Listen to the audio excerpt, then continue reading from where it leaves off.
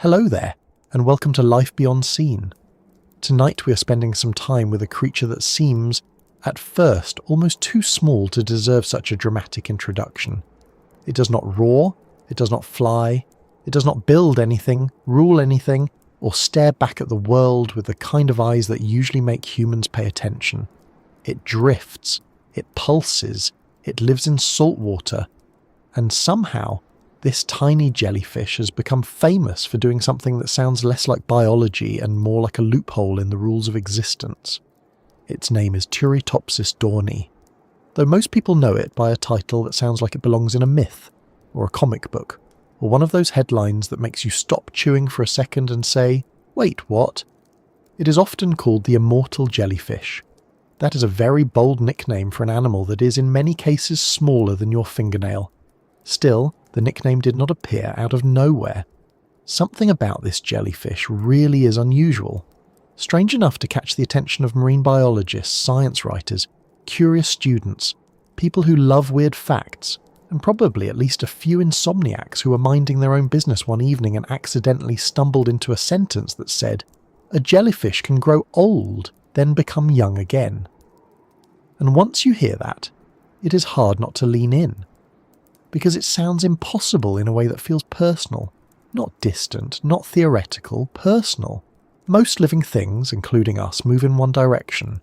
You are born, you grow, you change, and every day your body carries a record of time.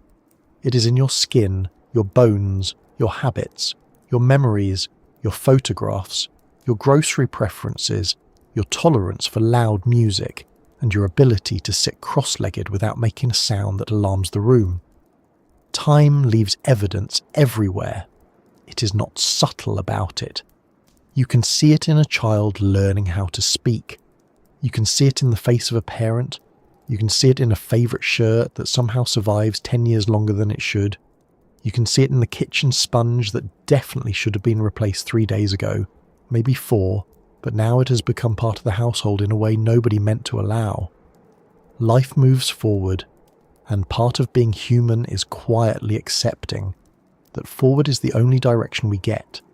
So when a creature appears to disobey that pattern, even partly, even under certain conditions, even with many important limits attached, people notice. And perhaps you notice too, because here you are. Maybe you are listening from bed, somewhere between tired and stubborn, telling yourself you're just going to hear a few minutes and then get some rest. Maybe you're on a late walk, with cold air at your face and your hands tucked away in your sleeves. Maybe you're at a desk, pretending to organise something while actually giving your mind a calmer place to go. Maybe it is morning where you are, and this is not a sleep video for you at all, but simply a pleasant way to begin the day with something curious and quiet. Where are you listening from tonight? What time is it where you are? And if you feel like sharing, tell me what part of the world you are in. There is always something oddly comforting about remembering that while one person is listening in darkness, with a blanket pulled up to the chin, someone else is hearing the same story in daylight, with a window open, a cup on the table, and an entirely different sky above them. That is one of the nice things about a channel like this. The topics can be strange, or ancient, or microscopic, or impossibly far away, and yet the experience of listening is very simple. A voice, an idea, a little curiosity, and some time set aside from all the noise that normally pushes into the room. So before we go much further, if you find this soothing or interesting or simply like having thoughtful stories like this nearby, you can like the video and subscribe to the channel. It helps more than tiny sea creatures are probably equipped to understand, and it lets you know when another quiet journey is waiting for you. Now, with that said, let's move slowly into this strange little story. Because the immortal jellyfish is one of those animals that sounds misleading the moment you hear its nickname, and that instinct is actually useful. When science gives the public a phrase like immortal jellyfish, it tends to travel much faster than the careful explanation behind it. The catchy version races ahead. The details arrive later, adjusting their glasses and carrying a folder. So, no, this is not a magical blob that can never be harmed, never be eaten, never be injured, and never disappear. It is not floating through the sea like a smug little wizard, untouched by danger, waving politely at sharks and bad luck. It is not immortal in the way stories use the word immortal. Yet it does something real and remarkable, and rare enough that even the corrected version is still astonishing. Under certain circumstances, instead of following the usual path toward decline and death, Turritopsis dohrnii can reverse its life cycle. Not backwards in the sense of retracing every moment like a tiny underwater videotape, not with memories or intention or a plan, but biologically, physically it can shift from its mature jellyfish form back into an earlier stage of life. That is the part people never forget. A mature animal, stressed or damaged or facing unfavourable conditions, can, in some cases, return to a younger state and begin again. It is difficult to overstate how odd that sounds when translated into the language of everyday life. Imagine an old tree turning itself into a sapling. Imagine an elderly cat becoming a kitten. Imagine a retired man, after one difficult week, quietly reorganising himself into a second grader with no mortgage and several strong opinions about crayons. The comparisons are silly, of course, because the biology is entirely different, but the feeling they create is useful. It helps us see how far this is from the normal script of animal life, and that is exactly why the jellyfish fascinates people so much. It makes the ordinary direction of life visible by refusing, at least partly, to follow it. Most of the time, we do not think about aging as a rule. We think of it as a fact, the same way we think of gravity or weather, or the unpleasant certainty that a charger cable will stop working at the most inconvenient moment. We live inside the rule so completely that we stop seeing it. A child becomes an adult. An adult becomes old. Time passes one way. Cells wear down. Bodies change. There are exceptions in nature. There are variations in lifespan. There are differences in repair and regeneration. But the broad movement remains familiar. Then along comes this little drifting animal, and suddenly the rule becomes visible again, because here is something pressing against its edge. That edge is where curiosity lives, not always in the answers, often in the pressure points, the places where our usual understanding starts to wobble, just enough to make room for a new thought. And the new thought here is both simple and unsettling. What does it mean for an animal to become old, then young again? Even before we answer it scientifically, it catches on emotionally. Humans have always cared about that question in one form or another. We tell stories about youth. We sell creams, routines, supplements, devices and philosophies that promise to preserve it. We admire the young, worry about aging, joke about back pain, pretend to be relaxed about birthdays, and then count candles with the concentration of accountants doing tax work under pressure. We're aware of time in our bodies all the time, even when we are trying not to be. You do not need to be a biologist to feel the strangeness of a jellyfish that can sidestep the usual sequence. And because of that, this story becomes larger than the jellyfish almost immediately. It starts in the ocean, yes. It starts with tissue and cells and life stages and marine observation. But very quickly it brushes against bigger human concerns. Aging, survival, renewal, limits, hope, misunderstanding. The way science can be both more modest and more interesting than the headlines built around it. That last part matters, because one of the easiest ways to ruin a beautiful scientific story is to turn it into a slogan. Scientists discover immortality. This jellyfish lives forever. Nature has cracked the code of eternal life. Those kinds of statements are dramatic, but they flatten the real wonder. The truth is not that this animal has conquered death in some grand cinematic way. The truth is that evolution, over a very long time, produced a life cycle trick so unusual that it seems to pull against the normal current of aging. That is already enough. It does not need extra glitter glued onto it. In fact, the honest version is more satisfying. A tiny hydrozoan, nearly invisible compared with the charismatic giants of the sea, carries inside its biology a capacity that has forced humans to rethink what a life cycle can look like. That is not fake wonder. That is not exaggerated wonder. That is real wonder, which tends to be quieter and sturdier than the manufactured kind. And quiet wonder suits this channel nicely. There is also something funny in a very gentle way about the gap between the jellyfish's appearance and its reputation. If you picture an immortal animal, your imagination may offer something grand. Perhaps a dragon or a glowing phoenix, or at minimum a whale with impeccable posture. What you do not usually picture is a tiny translucent bell with trailing tentacles, drifting through the water like a lost piece of embroidery. Nature does this often. It hides its strangest ideas in forms that do not look theatrical enough for the role. The immortal jellyfish is not alone in that. Some of the most unusual organisms on Earth are not impressive in the obvious sense. They do not have scale or volume or cinematic timing. They have mechanisms. They have strategies. They have biochemical stubbornness. The spectacle is not in how they look from far away. It is in what they are able to do. That is worth remembering because humans are easily distracted by size. We are impressed by the largest tree, the tallest animal, the deepest ocean, the brightest star, the biggest predator, the loudest eruption, the heaviest thing that moves, the farthest object seen through a telescope. Those are fair things to admire. They are dramatic and drama is memorable. But some of biology's most interesting surprises arrive in miniature. Sometimes the biggest challenge to what we think we know is no larger than a rice grain and mostly transparent. You could miss it with one careless glance. A lot of people probably have. That thought in its own small way is comforting.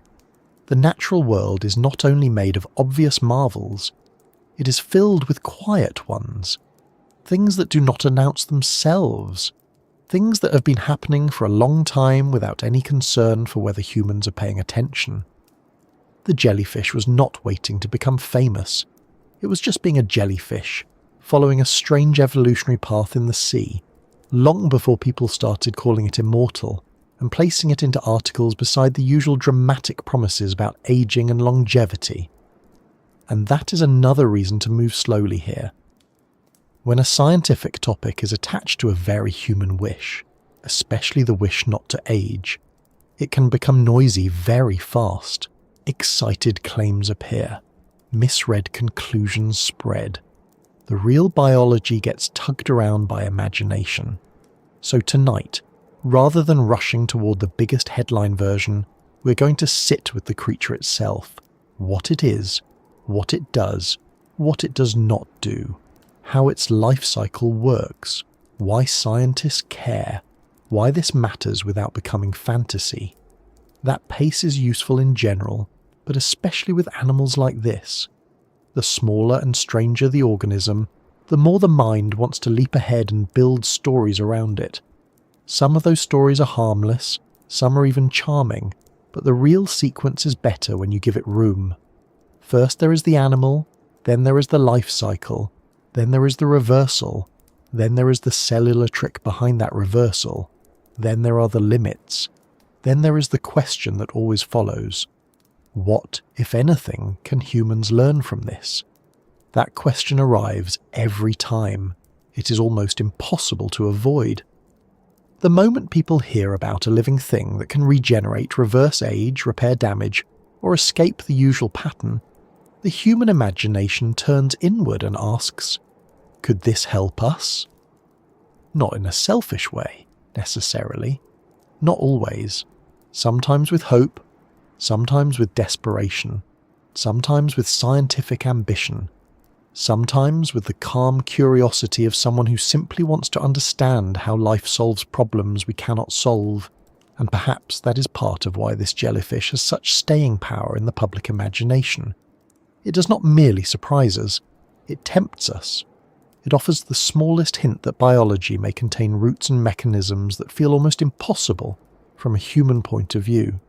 Not magical roots, not instant cures, but real biological possibilities, however distant, however complex, however difficult to translate from one species into another. Still, before we reach for human meaning, it helps to stay with the creature as it is. Picture dark water or sunlit water, depending on depth and time. Picture currents moving without asking permission. Picture a life so small that it does not dominate its environment but moves within it, carried as much as it acts. The jellyfish is not a ruler of the sea. It is part of a drifting world of planktonic existence, where survival depends on timing, conditions, predators, chance, and physiological responses shaped over many generations. There is humility in that image. The immortal jellyfish is not powerful in the usual way. It has no armour, no teeth, no speed worth boasting about, no grand visible intelligence, no dramatic command of its surroundings. And yet inside that modest body is a process so unusual that it has become one of the most famous examples of biological age reversal in the natural world. That contrast gives the story some of its charge. A weak-looking animal with a strong trick, a nearly invisible body with a very visible implication, a creature that seems, at first glance, easy to dismiss, and then becomes harder and harder to ignore. You may already feel the mind doing what it always does with a story like this. It begins by reacting to the title, then it starts asking practical questions. How small is it? Where does it live? Was it always known? How exactly does it reverse its life cycle? Does it happen often? Is it truly unique? Can it repeat the process more than once? Does it still die in other ways? Why would evolution produce such a thing? Can scientists use this knowledge in medicine? Are we anywhere near learning something useful from it? Or is this one of those cases where the animal is extraordinary and humans are just standing nearby with notebooks and hopeful eyebrows? Those are all good questions. We're going to take them one at a time, not with a sense of hurry, but with the kind of steady attention that strange living things deserve. Because this is not one of those stories where the headline contains the whole experience. The headline only opens the door. Once you step through, the interesting part is in the details. The jellyfish does not become fascinating because it is immortal. It becomes fascinating because the route by which it avoids the usual path is real, specific, limited, and biologically clever in a way that sounds almost invented until you see how it fits into the life cycle. And the life cycle is where the story properly begins.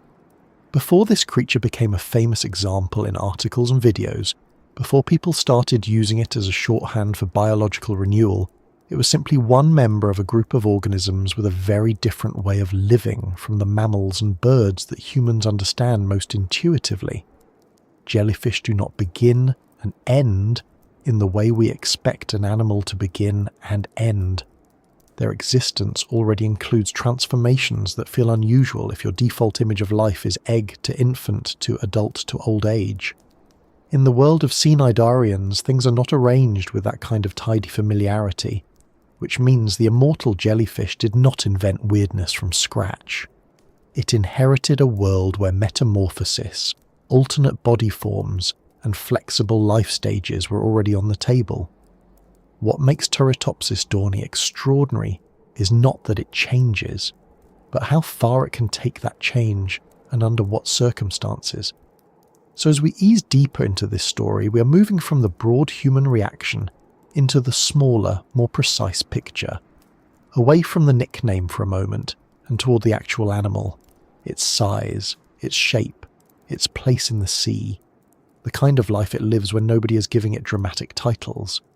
Because once you see that clearly, the reversal becomes even more surprising, not less, and the whole mystery starts to sharpen into something we can actually follow. And when you look closely, the first surprise is just how tiny the so-called immortal jellyfish really is. Not small in the way a rabbit is small next to a horse, not small in the way a sparrow is small next to an eagle, much smaller than that. A fully grown Turritopsis dohrnii is only a few millimeters across. Many descriptions place the adult bell at around 4.5 millimeters, and some more specific morphological work has reported mature medusae staying under about 3 millimeters in diameter in observed populations. That is why people so often compare it to the nail of a little finger. The comparison is not poetic decoration. It is practical. This is an animal you could easily overlook even if it were directly in front of you. That alone changes the mood of the story. When people first hear the phrase immortal jellyfish, they often imagine something a bit grander. The mind tends to cast an impressive actor for an impressive role. It gives the part to a creature with scale, something visible from a distance, something that arrives with presence. Instead, what we have is a drifting hydrozoan so small that most people would never notice it in the sea and would probably fail to identify it even if it were shown to them in a dish of seawater with a polite label. There is something almost charming about that mismatch. It is the biological equivalent of hearing that the greatest accountant in the country is a man named Keith who keeps emergency crackers in his desk and drives a beige hatchback. No fireworks, no dramatic entrance, just quiet competence in a very unexpected package. That is the immortal jellyfish, at least at first glance, and even jellyfish needs a small correction if we're being careful, because Turritopsis dohrnii is not what zoologists would call a true jellyfish in the usual cyphozoan sense. It belongs to hydrozoa, not cyphozoa. In ordinary conversation, calling it a jellyfish is perfectly understandable. It looks like one to most people. It has the bell, the tentacles, the drifting marine life routine. But biologically, it belongs to a somewhat different branch of the Xtendarian world, and that matters because hydrozoans often have life cycles that already involve more than one body form. So the little animal at the centre of this story is not just tiny. It is tiny, translucent, and built according to a plan that is already a little less familiar to the average human mind than the usual animal grows up and then grows old arrangement. If you were close enough to see one clearly, you would not find a monster or a miracle in the visual sense. You would see a bell-shaped body, nearly transparent, delicate enough to seem temporary. Near the centre sits the manubrium, the feeding structure, often described as bright red or reddish, which makes it stand out against the clear body like a small mark of colour in otherwise glassy tissue.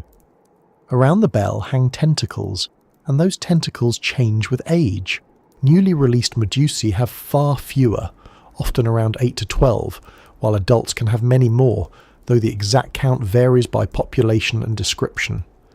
Some general references say adults may have 80 to 90 tentacles, while regional records show lower adult counts in certain populations. Even that slight disagreement tells you something useful. This is not an animal most people study by casually kneeling next to a pond with a notebook. It is tiny, variable, and easy to confuse with close relatives. That last point is worth keeping in view because a great deal of the immortal jellyfish's public fame makes it sound as if it were a single, perfectly known little celebrity of the sea, moving through a well-lit documentary set with its full identity established beyond doubt. Real biology is often messier than that. Species can look similar, populations can vary. Scientific names can shift when genetic work clarifies that what people thought was one widespread species is actually several. In the case of Turritopsis dohrnii, part of the history of studying it involved sorting it out from related names, especially Turritopsis nutricula, which for a long time was often used too broadly. Genetic and taxonomic work helped untangle that confusion. That is a very science-shaped problem, and also a very normal one. Nature does not label its glassware for our convenience. So we have a tiny hydrozoan, nearly transparent, with a visible red centre and a fringe of tentacles drifting through the planktonic world. It is not large enough to impress you by size, but it does have the sort of appearance that can become strangely memorable once you know what it is. A little bell, a little red stomach, fine threads at the edge, a body so clear that it seems more like a structure made of wet light than something muscular and hungry. And it is hungry. That part can get lost because the nickname Immortal Jellyfish encourages people to think of philosophy before feeding. But this is still an animal, and animals spend a great deal of their time participating in the practical business of staying alive. Turritopsis dohrnii feeds on small prey such as zooplankton, fish eggs, larvae, and other tiny organisms it can catch with tentacles armed with nematocysts. the stinging cells characteristic of cnidarians. It is not out there contemplating eternity. It is trying to eat things smaller than itself. That detail helps return the story to the right scale. The immortal jellyfish is not some special category outside ordinary ecology. It lives among all the usual pressures. It drifts. It feeds. It is vulnerable. It can be eaten. It can be damaged. It can be stressed by changes in its surroundings. It belongs to a food web, not a legend. Predators of small jellyfish and related forms can include fish, sea turtles, sea anemones, other jellyfish, crustaceans and nudibranchs depending on life stage and setting. The famous reversal in its life cycle does not remove it from those risks. That is another useful correction, because human beings love a dramatic label so much that we sometimes begin to hear it as a guarantee. Immortal sounds like invincible. It sounds as though the sea parts respectfully as the little thing passes. It sounds as though no danger applies. In reality, danger applies constantly. The trick of this jellyfish is not that nothing can happen to it. The trick is that under certain conditions it can respond to damage or stress in a way that most animals cannot. The sea is still full of mouths. Even its movement is less grand than people may imagine. Like other small medusae, it moves by pulsing the bell, taking in and expelling water, which gives it a modest sort of jet propulsion. Jet makes it sound faster than it really feels. Nobody watching this animal is likely to gasp and say, "Look at that speed." It moves the way many tiny jellyfish move, with little contractions and releases, rising, drifting, adjusting, suspended in a world mostly governed by currents larger than itself. There is something humbling in that scale. A current that means almost nothing to us can define a great deal for a creature like this. A shift in salinity, a difference in temperature, a lack of food, a bump, an injury, a hungry predator, a surface to attach to, a hard edge on a dock piling, a hull passing through a harbour. These are not background details in its life. They are the conditions of the life. And because the animal is so small, those conditions also help explain why it has travelled farther than one might expect. Although Turritopsis dohrnii is associated with the Mediterranean, especially the Western Mediterranean and Adriatic in discussions of its origin and description, records now place it well beyond that region. Introduced populations have been reported in places such as Japan, Panama, Florida and California, and marine transport, including ballast water and hull fouling, is often discussed as a likely part of that spread. Tiny organisms attached to surfaces or moving unnoticed in ship-related systems do not need a passport, and they are not inclined to fill in customs forms. That means the immortal jellyfish is not only tiny and strange, it is also, in a very modern way, mobile through human systems without being asked whether we would like it to be. A small hydroid colony on a hull is not dramatic to look at. It does not appear in cinema. It does not inspire museum gift shop magnets. Yet that modest little presence can cross regions because human shipping crosses regions. One more reminder that the modern sea is not only an ancient environment, it is also a connected one, shaped constantly by trade, transport, industry and accidental movement. Still, when most people picture the immortal jellyfish, they do not picture the attached hydroid stage on a substrate. They picture the medusa, the free-swimming form, because that is the form that looks most like a jellyfish in the familiar sense, and here the scale becomes especially striking. Newly released medusa can be around 1 millimeter in size. Think about that for a moment. 1 millimeter? That is not just small. That is a size at which your relationship to the creature becomes mostly conceptual, unless the viewing conditions are very good. Adult size is only a small step up from there. This has a quiet effect on how the story feels. It stops being a story about a marine oddity in the broad cinematic sense and becomes something more intimate, almost fussy in its details.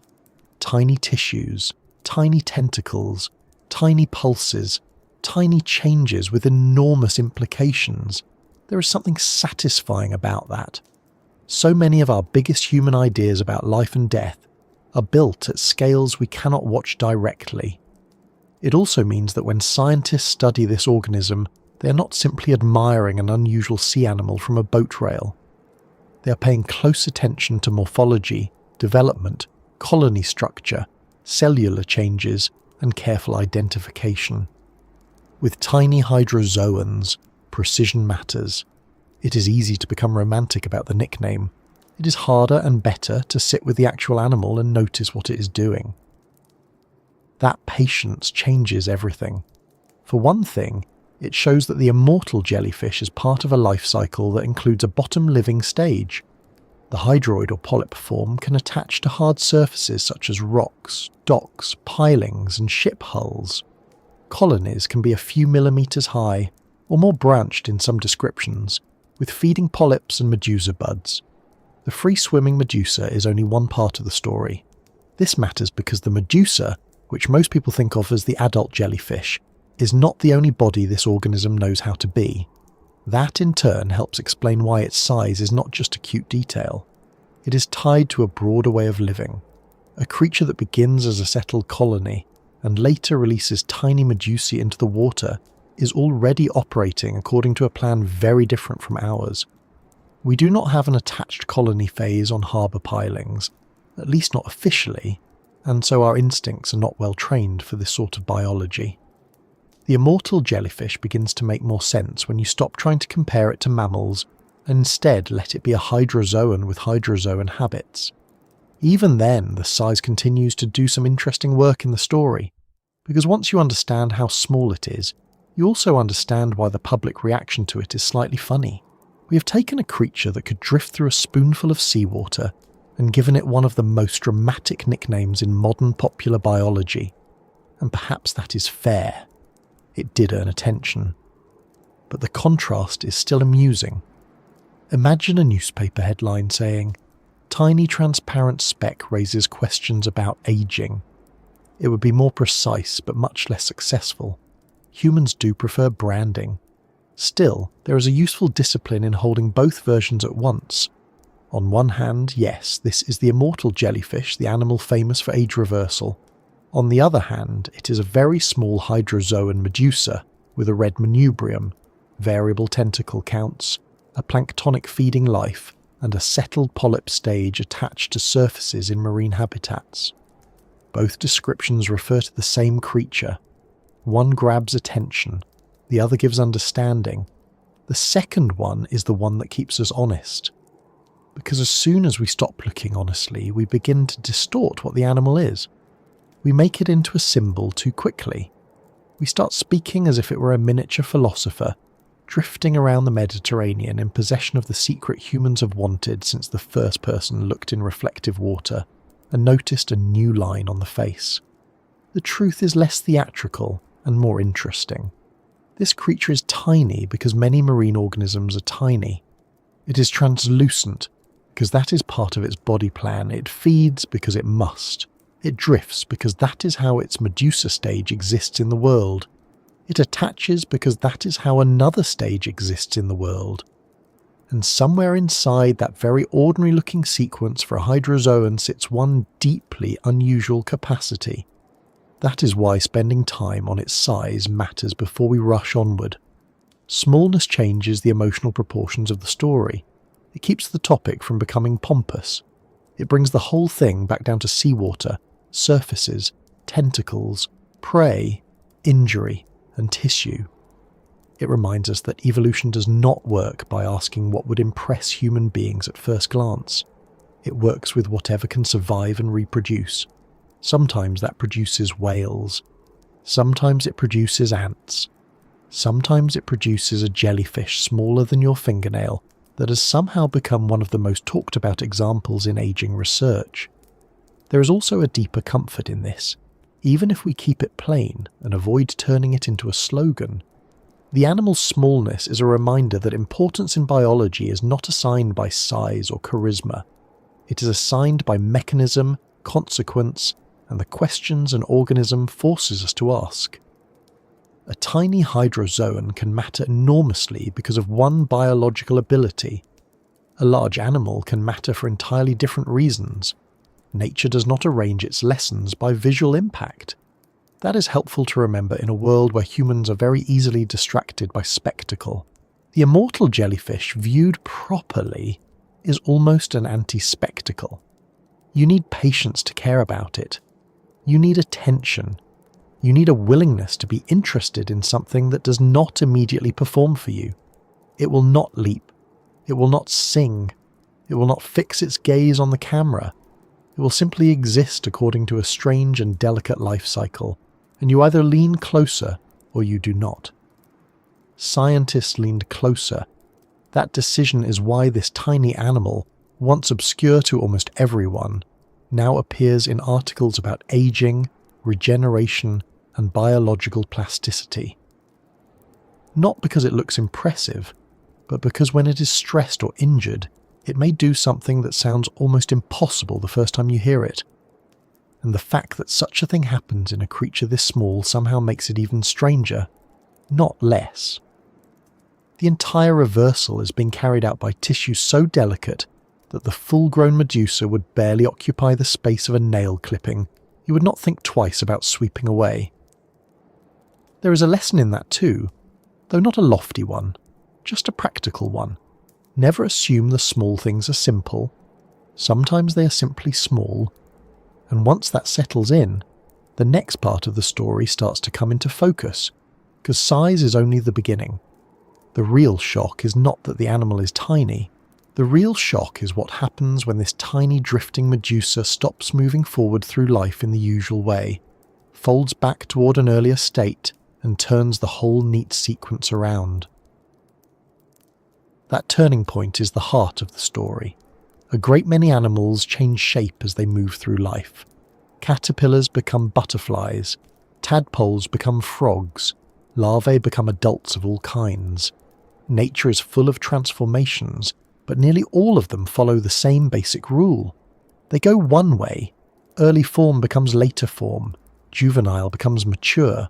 The sequence may be strange, dramatic, even extreme, but it still points forward. Turritopsis dohrnii is disturbing in the most interesting possible way because it can point backward. Not metaphorically, not in the sense that it merely looks younger for a while, or enters some sleepy pause and then continues. What makes this animal remarkable is that the mature Medusa, the form most people would call the jellyfish proper, can under certain conditions reverse development and return to an earlier stage of its life cycle.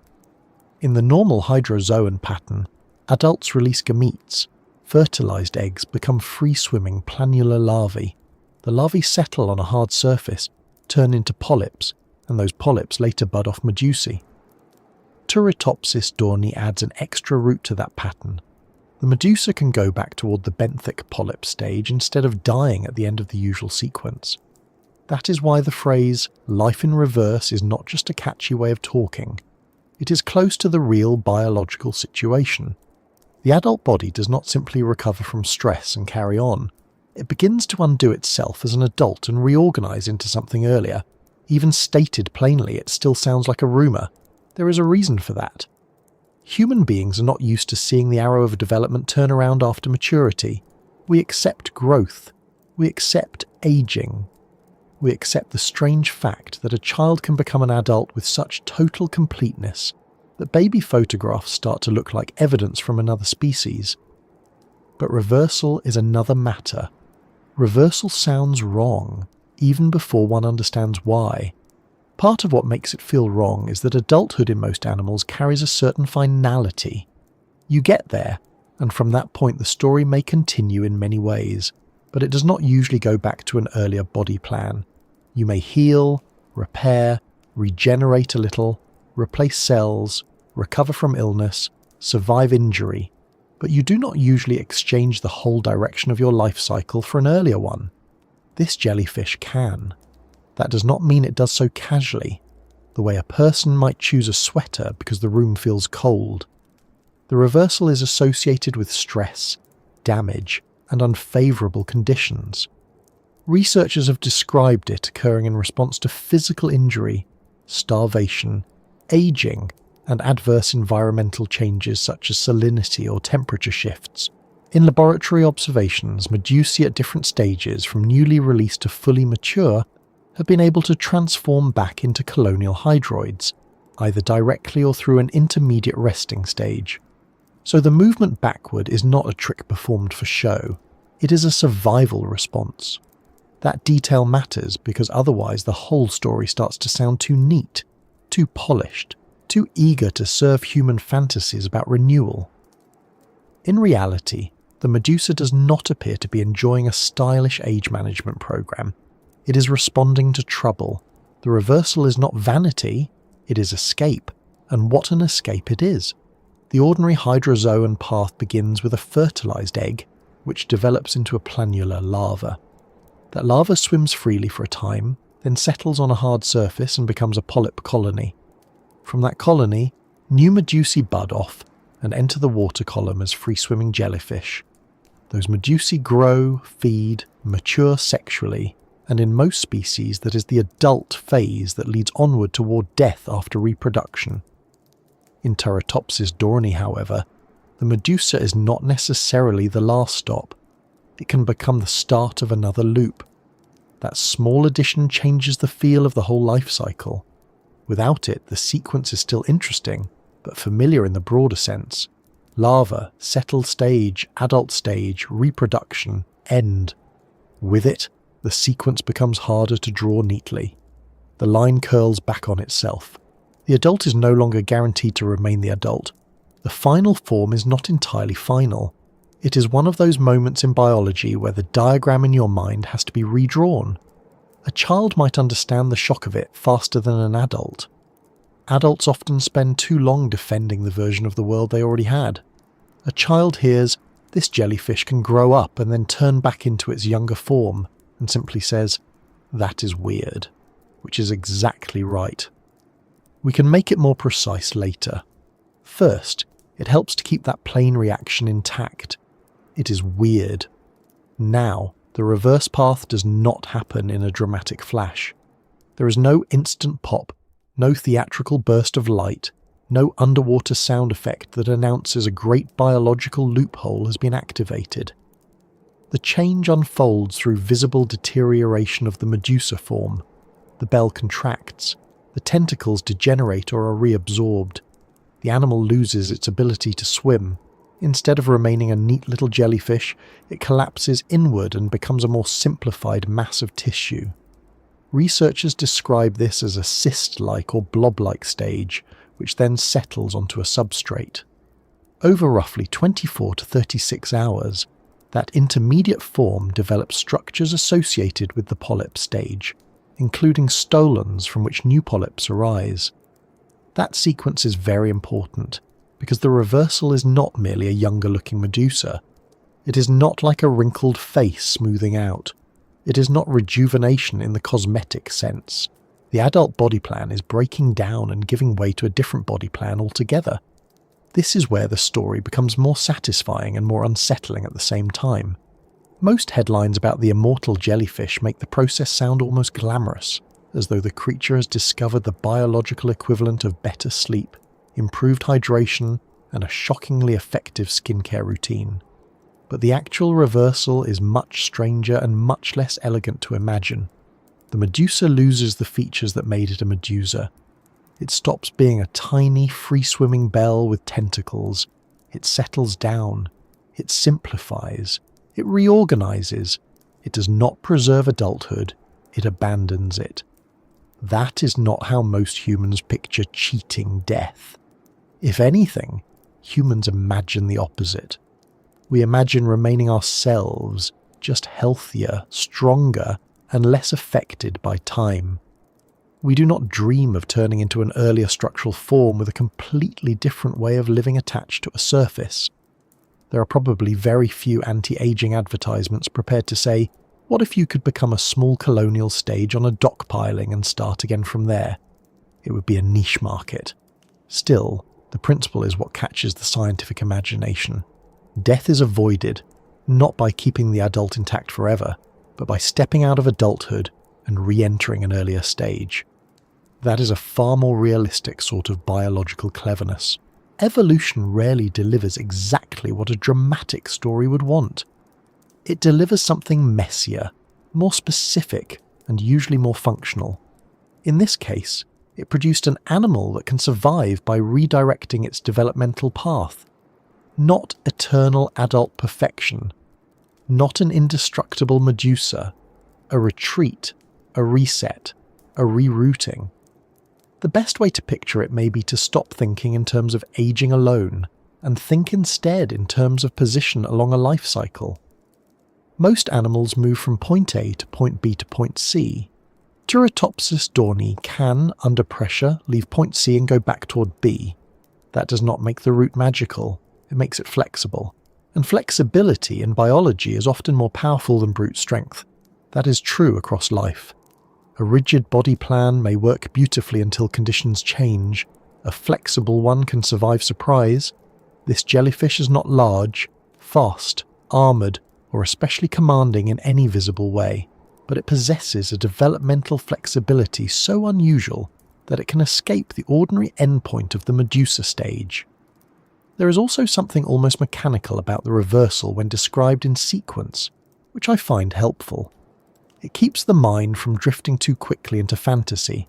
The Medusa experiences severe stress or damage. It begins to shrink. The bell degenerates. The tentacles are lost. Swimming stops. The body settles. A cyst-like intermediate stage forms. Then stolons and polyp features emerge. From the resulting polyp colony, Medusae can bud off again later. This is less a fairy tale and more a carefully rearranged set of biological steps. That sequence also helps explain why scientists often use the phrase reverse development or life cycle reversal, rather than only saying immortality. Those terms sound less dramatic, but they are much sharper. They describe what is actually happening. The direction of development is being reversed. The life cycle is being rerouted.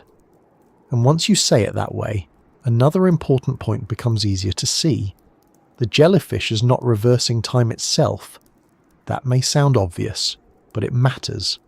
Nothing about this process implies that clocks stop, that history disappears, or that the universe has handed one tiny hydrozoan a private exception to causality.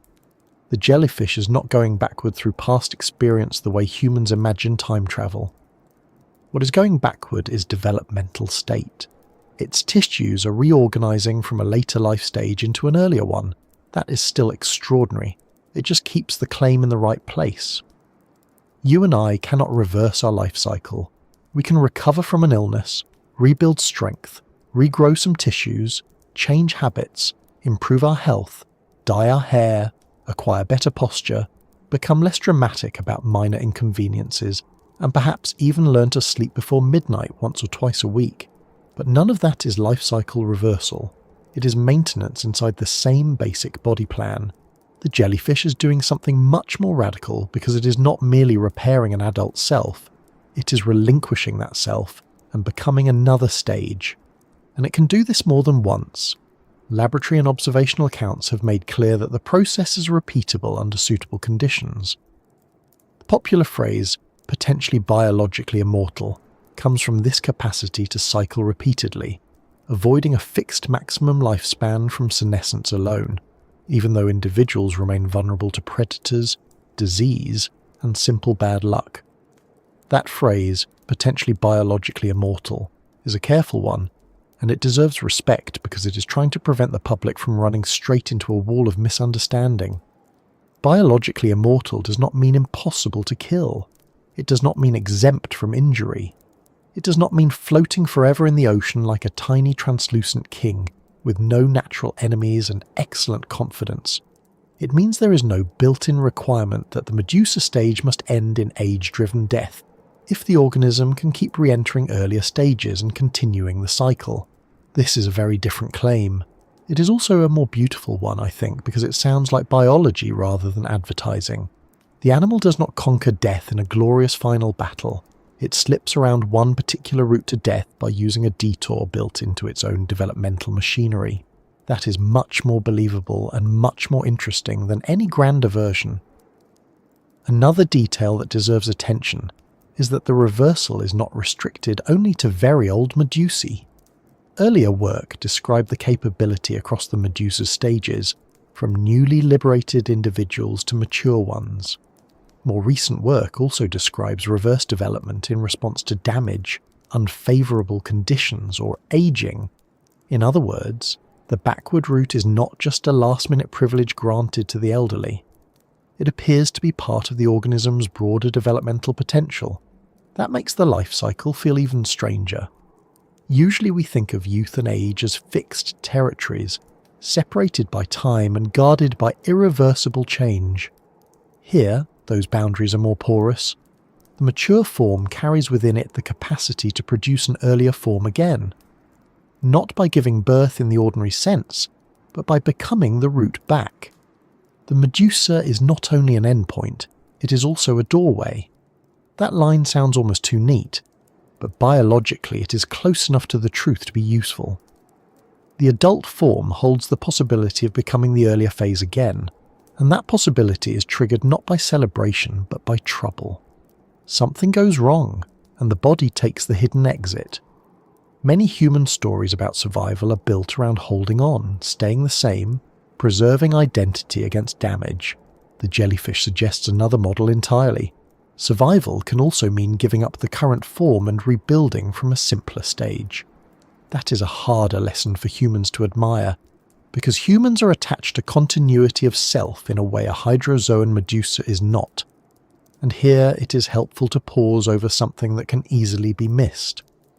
The reverse path does not return the jellyfish to the larval planula stage. It returns it to the post-larval benthic polyp stage. That means it is not erasing the whole life cycle and beginning from a fertilized egg. It is reverting to an earlier multicellular stage within the established cycle, one that can again generate Medusa sexually. That makes the process both less magical and more exact. The jellyfish is not restarting existence from nothing. It is moving back to a structurally earlier, still viable stage from which the cycle can continue. One could say it is rewinding part of the tape, not the entire recording. It is enough to evade the ordinary ending of the Medusa stage, but it is not some perfect universal restart button. Precision like that matters, because the topic invites exaggeration. Once people hear that a mature animal can become young again, the temptation is to begin speaking loosely.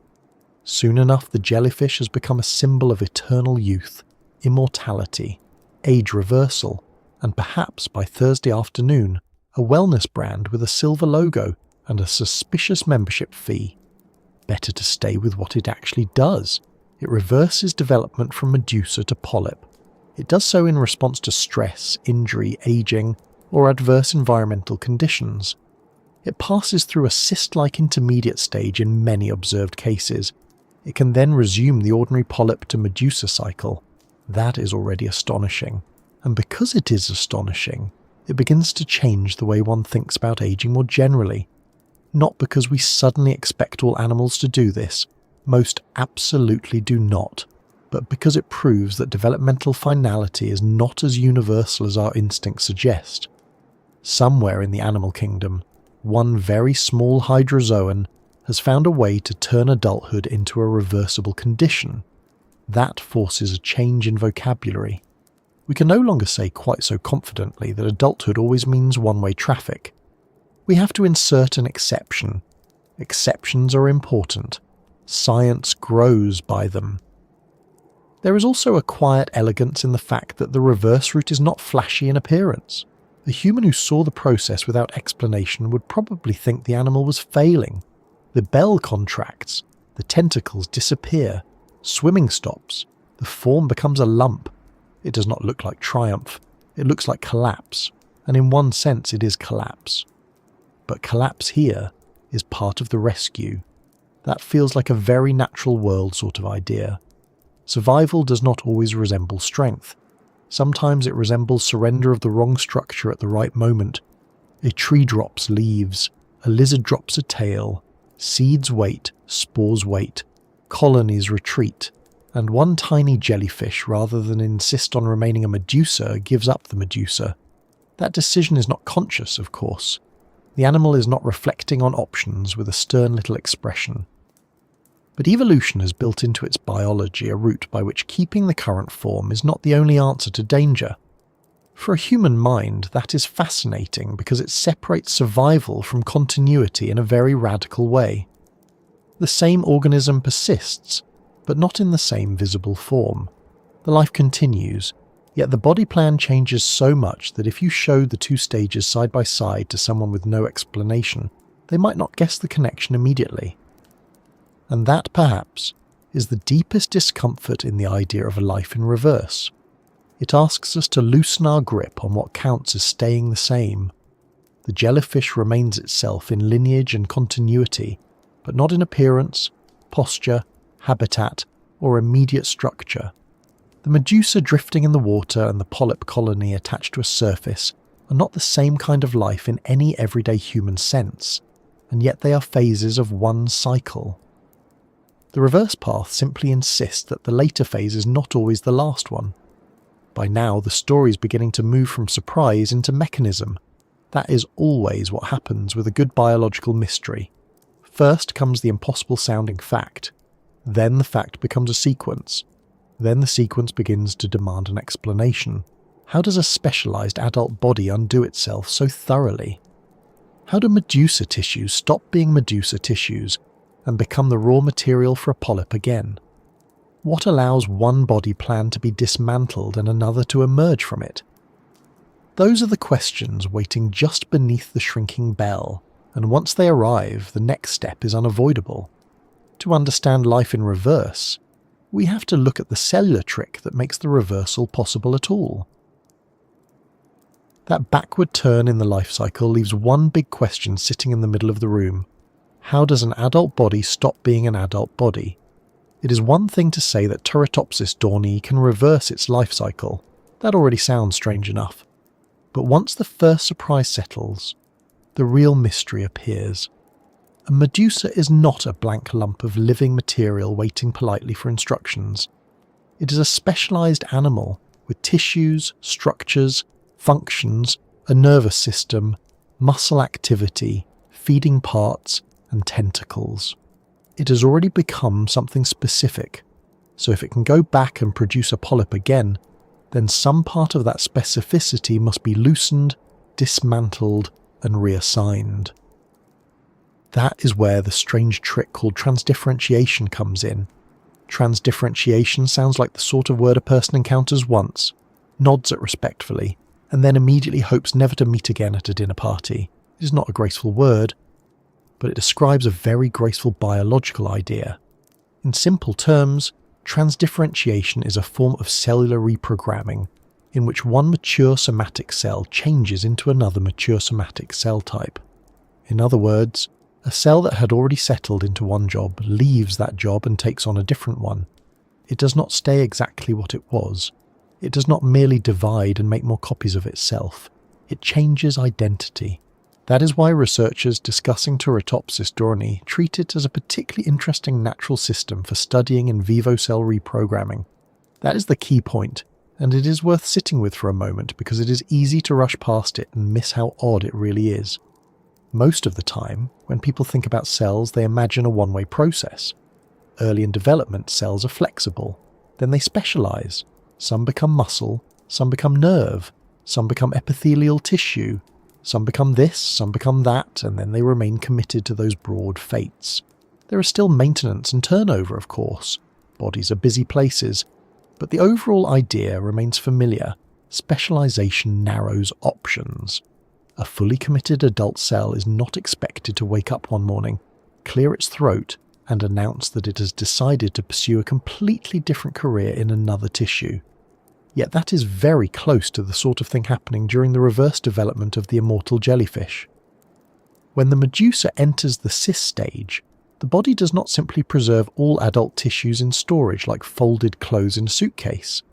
Instead, tissue reorganization takes place, and researchers explicitly describe the cyst as the intermediate stage where cell transdifferentiation and broader tissue restructuring occur. In that stage, the animal is no longer functioning as a medusa, but it is not yet a healthy polyp either. It is in between, and in between here is not just a pause, It is the work site where identity is being reassigned. That image is more useful than the public nickname. Immortal Jellyfish catches attention, but cellular reprogramming during a cyst stage explains the event. The Medusa is stressed, damaged, aging, or otherwise pushed into unfavourable conditions. It shrinks.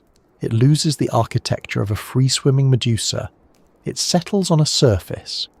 Then, inside that intermediate condition, the tissues begin the transition that will make a polyp possible again. The polyp is not appearing from nowhere. It is being rebuilt out of a body that had already gone in another direction. There is something satisfying about that because it shifts the whole story away from fantasy and back into biology. The jellyfish is not magically getting younger. It is engaging a natural program of reorganization. A mature form is being taken apart and redirected. That is not less impressive than the popular version. It is more impressive because it gives the trick a mechanism, and mechanism is where wonder becomes sturdier. Anyone can be impressed by a claim that sounds impossible. What keeps the mind interested is the explanation of how an impossible-sounding thing is actually done. Here, the explanation begins with the fact that the cyst stage has a very different molecular profile from both the Medusa and the polyp. Transcriptome studies, which look at patterns of gene expression, have shown that the cyst stage is not just visually intermediate, it is biologically active in a distinct way. Genes and pathways linked to DNA repair, telomere maintenance, transposable element regulation, and damage response are more active there, while many pathways tied to specialized functions, signaling, cell division, and differentiation are reduced. That pattern suggests the animal is shutting down some features of specialized adult identity, while activating systems useful for repair and reprogramming.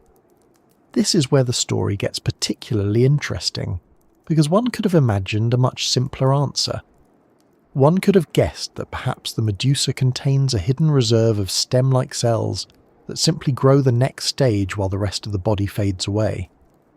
There may well be stem cell-related contributions and broader plasticity involved, and genomic comparisons do point to differences in genes associated with stem cell populations, intercellular communication, and pluripotency-related targets during life cycle reversal. But the published work does not describe the event as merely stem cells taking over. It emphasizes a broader cellular reprogramming process, including transdifferentiation, tissue reorganization, chromatin-related changes, and shifts in signaling landscapes. That distinction matters because it keeps the jellyfish from becoming too simple in our minds. Nature rarely solves hard problems with one neat trick alone. It layers processes. It changes regulation, structure, communication, repair, and cell identity together. So when Turritopsis dohrnii moves back toward the polyp stage, we should picture not a single switch being flipped, but a whole controlled dismantling and rebuilding project unfolding in small transparent tissues. A good way to think about it is to stop imagining the body as fixed material and start imagining it as organized living instructions. In a Medusa, those instructions support swimming, tentacles, prey capture, sensory functions, and the geometry of a bell-shaped body. In a polyp, the instructions support attachment to a substrate, colonial life, feeding polyps, and budding of future medusae. The same organism can occupy both states, but to do so it needs some way of changing which instructions are dominant and which are silenced. The work on Turritopsis dohrnii suggests that during life cycle reversal, this is exactly what happens. Some regulatory programs are reduced, others rise, and the cells move away from their current mature roles toward a different developmental outcome. If that sounds broad, it is because the evidence is broad. Scientists do not yet have a single tiny sentence that fully explains the whole process. They have something better and more honest, a growing map of associated pathways. In the cyst stage, categories related to DNA synthesis, DNA repair, telomerase activity, and telomere organization are enriched compared with Medusa and polyp stages. At the same time, Categories linked to many forms of cell communication and signaling, including W-Enter's notch pathway-related signaling terms, are underexpressed in the cyst. Broad groups involved in cell differentiation and development are also downregulated there. That combination fits the idea of a body stepping away from a stable differentiated adult state and entering a reprogrammable, reorganizing condition. That is the scientific version of saying the body takes its name tag off, not permanently and not in some chaotic way, but enough to stop insisting on being a Medusa. There is a quiet boldness in that. Most of us, when we think about adult tissues, think about commitment. A muscle cell is a muscle cell. A nerve cell is a nerve cell. The whole adult body depends on that reliability. Specialization is useful because it creates dependable function. The cost is that flexibility usually narrows, but in the immortal jellyfish, specialization is not the end of the road. Under the right stress conditions, at least some of those mature identities can be loosened and redirected toward building the earlier form again. That is why researchers interested in regeneration and aging pay attention to this animal. It is not merely long-lived. Lots of organisms are long-lived. It is not merely resistant to injury. Some animals regenerate extremely well without reversing adulthood.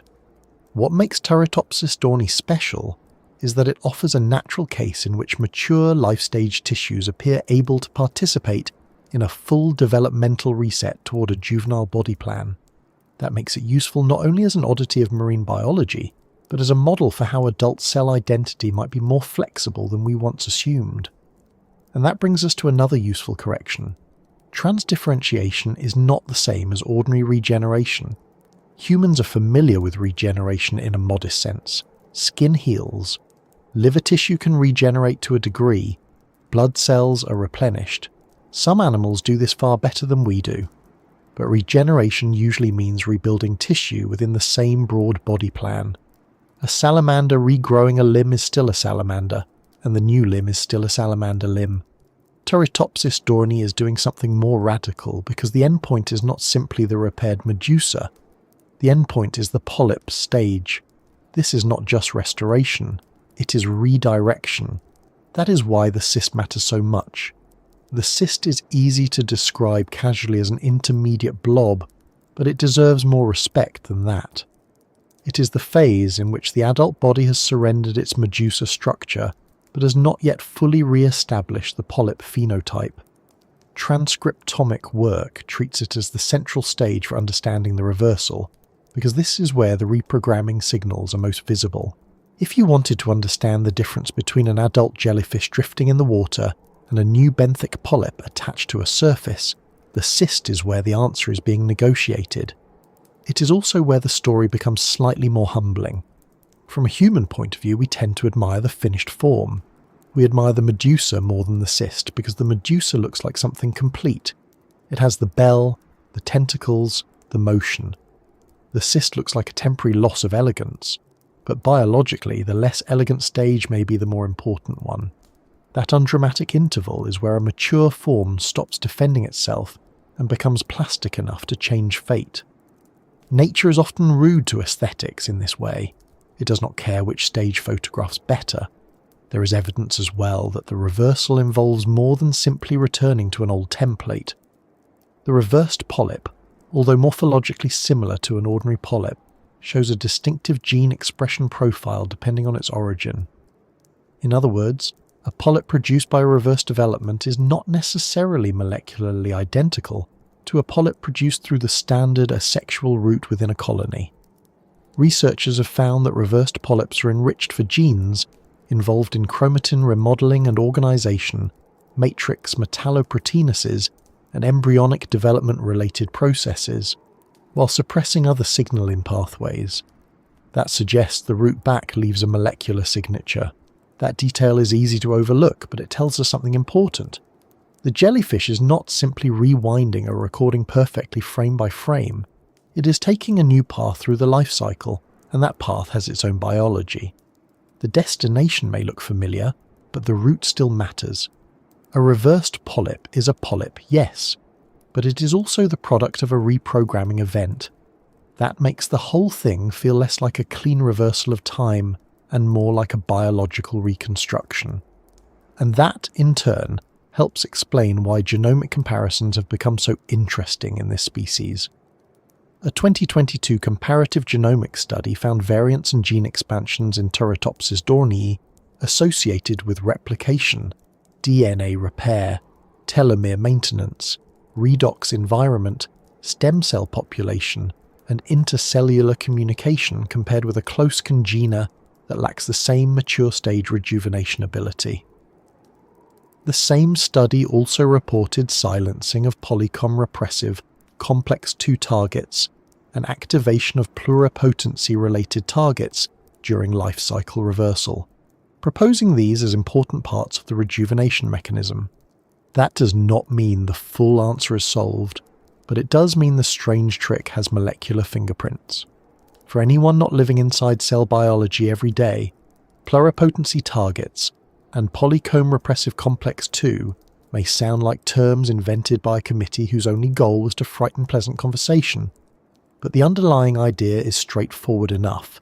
Some molecular systems help lock cells into established identities, while others are associated with keeping or regaining broader developmental potential. If the immortal jellyfish can move from a mature medusa state back toward a juvenile polyp state, then one would expect changes in the molecular machinery that helps fix or relax identity. That is exactly the kind of pattern these studies are beginning to point toward. There is also a practical reason scientists are careful here. The word transdifferentiation can make people think we already know every cell-by-cell movement in exquisite detail. We do not. What we have are strong observations that reverse development happens, morphological descriptions of the cyst and polyp transformation, and a growing body of transcriptomic and genomic evidence showing which processes are unusually active or reduced during the transition. That is powerful, but it is still a research frontier.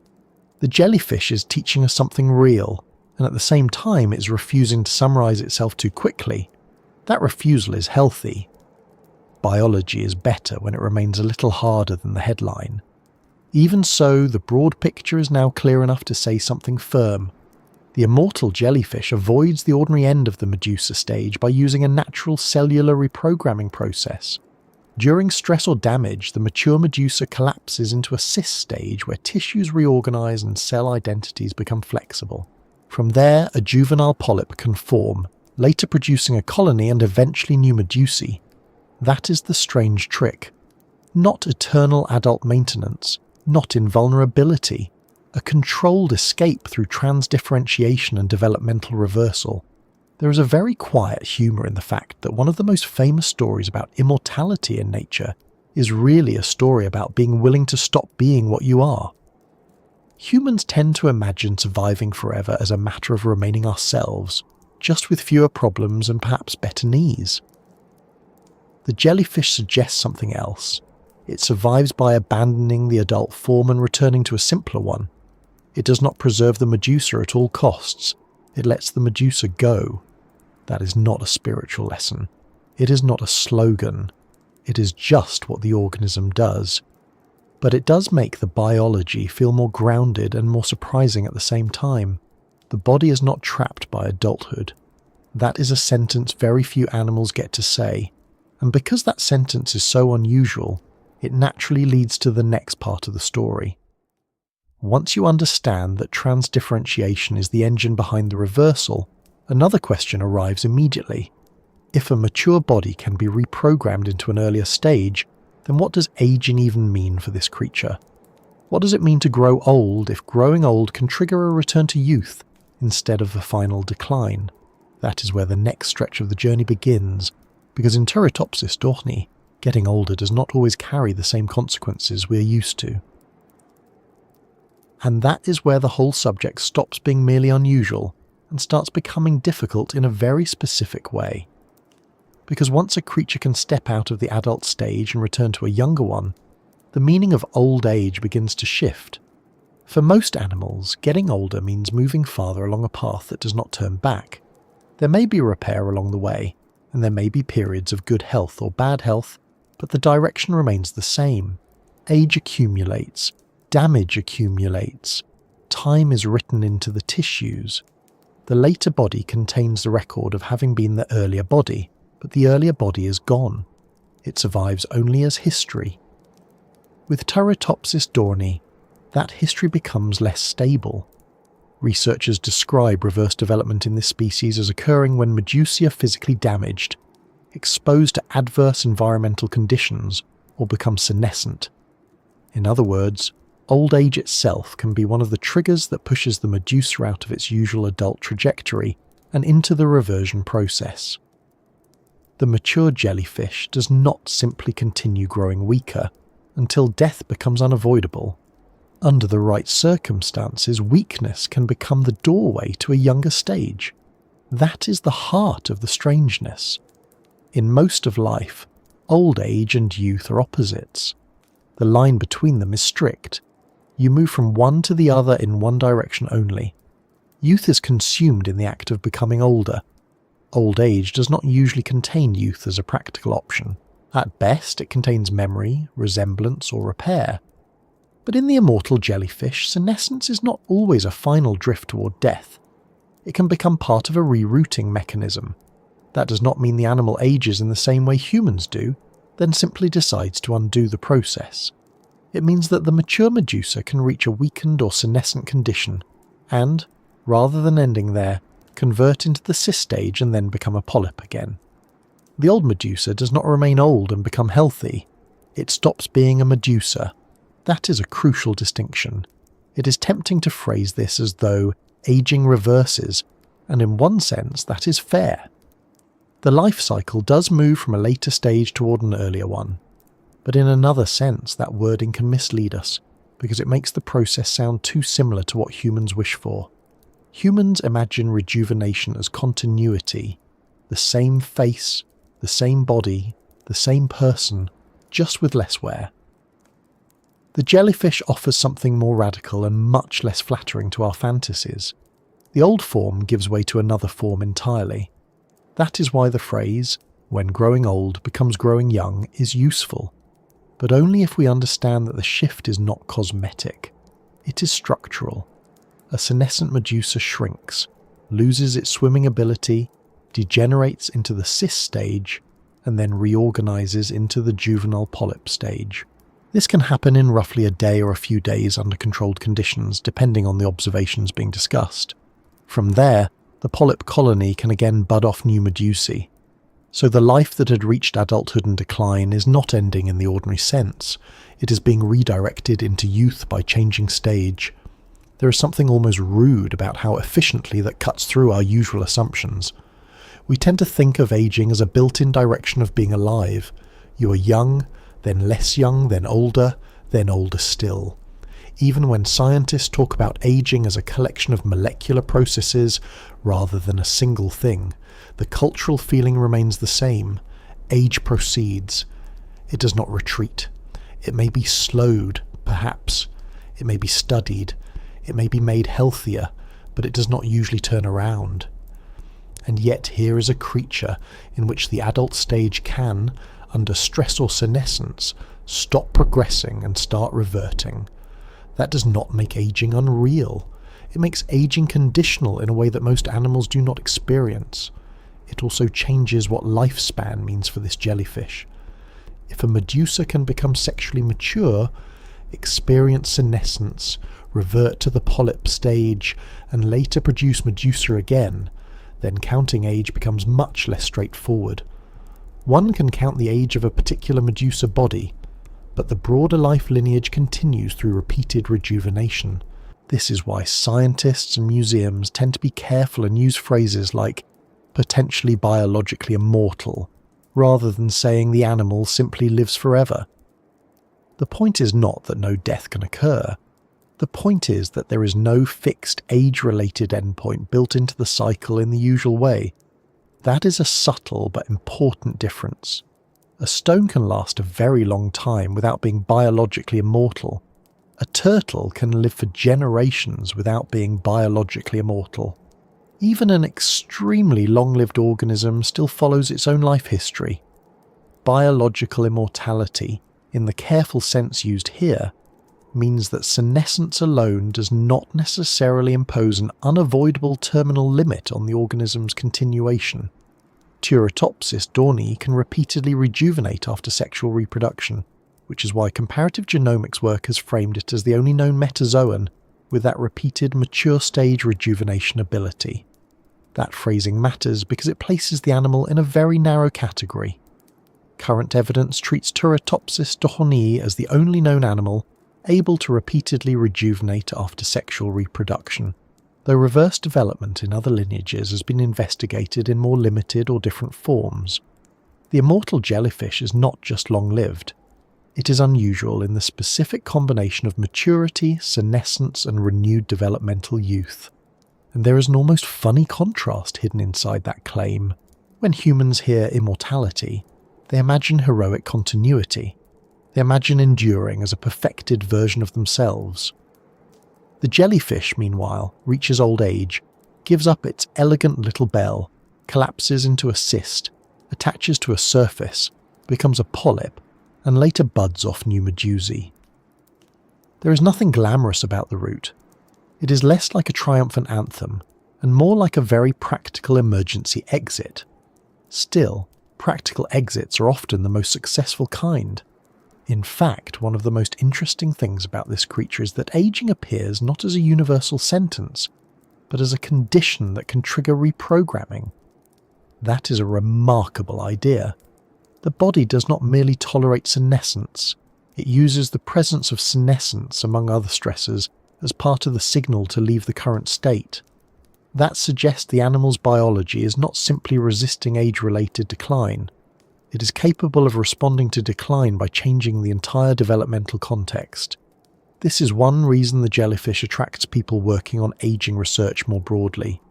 If old age in this species can lead not just to deterioration, but to rejuvenation, then the system offers a natural example of something that most aging research can only dream of studying directly. A genuine return from a mature, weakened state to a younger one. The details are species-specific, and nobody sensible pretends that humans will become polyps, but the conceptual challenge is real. The animal shows that senescence and rejuvenation do not have to be absolute enemies in the way we usually imagine. In at least one living system, one can lead into the other. That is not the same as saying the jellyfish is young forever. This point deserves emphasis because popular writing often slides too easily from repeated rejuvenation to eternal youth. The medusa itself is not eternally young. It grows, matures, and can become senescent. What is unusual is that senescence does not always force a permanent end. Instead, the organism can leave that stage and return to an earlier one. So the young state is not permanently maintained. It is re-entered. That distinction is one of the most satisfying things in the whole story, because it is so biologically honest. Nature has not given this jellyfish a flawless adult body that remains untouched by age. Nature has done something trickier. It has made adulthood itself reversible. The medusa can still weaken. It can still fail as a medusa. But failure as a medusa does not have to mean failure of the organism. That is a much deeper kind of escape. It also helps explain why the molecular studies focus so much on repair, genomic integrity, and reprogramming-related processes during reversal. Comparative work has found in Turritopsis dohrnii gene-level differences associated with DNA replication and repair, telomere maintenance, redox balance, stem cell-related functions, and intercellular communication, while transcriptomic work during life cycle reversal points to enrichment of DNA repair and telomere-related pathways in the cis stage. These are exactly the kinds of processes one would expect to matter if an aging or damaged mature form were to regain developmental youth rather than simply collapse. For humans, telomeres and DNA repair already sound familiar because they appear often in discussions of aging. Usually those conversations are messy, oversold or turned into slogans. Here the attraction is more grounded. If a natural system repeatedly moves from maturity and decline back into a younger stage, then it makes sense to examine how that system maintains or restores genome integrity during the transition. The jellyfish does not merely look younger afterward, It has to remain viable enough to continue the life cycle. That implies a level of biological housekeeping most animals do not perform in quite this way. There is another quiet consequence of all this. The line between chronological age and biological age becomes slippery. Chronological age is the simple count of time passing. Biological age is more about the condition of the organism: wear, decline, cellular damage, functional ability, all the things that make one body older than another, even if the calendar says otherwise. In humans, those two often travel together, though never perfectly. In Turritopsis dohrnii, the relationship becomes stranger still. A medusa may be chronologically older and biologically senescent, then revert and generate a stage that is, developmentally speaking, young again. The calendar continues, but the developmental state does not respect the calendar in the usual way. That is why the jellyfish can feel so unsettling to think about for too long. It does not merely stretch life, it scrambles categories we rely on without noticing: young versus old, beginning versus end, decline versus renewal, adult versus juvenile. Normally those pairs stay in order. Here they braid together, and yet the biology remains concrete. The medusa gets older, it can become weakened or senescent. It can respond to that condition by reversing into the cyst and polyp stages. The colony can later release medusa again. None of this is metaphor. It is just a very unusual life cycle. One can even say, without dramatizing too much, that the jellyfish treats old age less as a wall and more as a warning sign. For most animals, the wall is fairly reliable. You can live well or poorly, quickly or slowly, but the broad endpoint is built in. For Turritopsis dohrnii, the warning sign says something like this: conditions are deteriorating, the current stage is no longer optimal, use the alternative route. Again, there is no conscious decision in the animal, but evolution has built a response that makes senescence part of a larger cycle instead of a final narrowing. That naturally raises a human question. Is this real rejuvenation or merely replacement? The best answer is that it is real rejuvenation at the level of the life cycle, but not in the sentimental way humans usually imagine. The organism is not remaining in a single continuous adult body, while all signs of aging are erased. Instead, the mature body is reprogrammed into a juvenile stage. That is why researchers use the language of rejuvenation, life cycle reversal, and biological immortality together, but carefully. The rejuvenation is real. The form it takes is not the one humans daydream about, and perhaps that is part of why the story continues to hold attention. It promises something familiar, then delivers something stranger. At first, it sounds like a story about not getting old. Then it becomes a story about what old means. Then it becomes a story about whether adulthood must be permanent. Then it becomes a story about how cells can leave a specialized fate and rebuild a younger stage. By the time you reach that point, the word immortal has started to feel almost too blunt for the subject.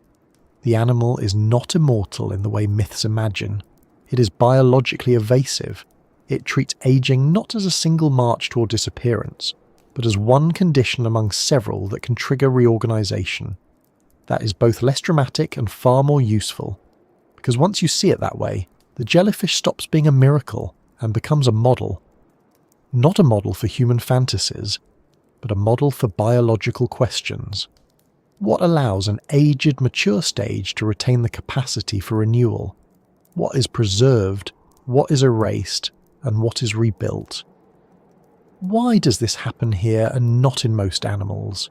Which parts of the process are specific to hydrozoan life cycles, and which point toward more general principles about cell identity, repair, and age-associated decline?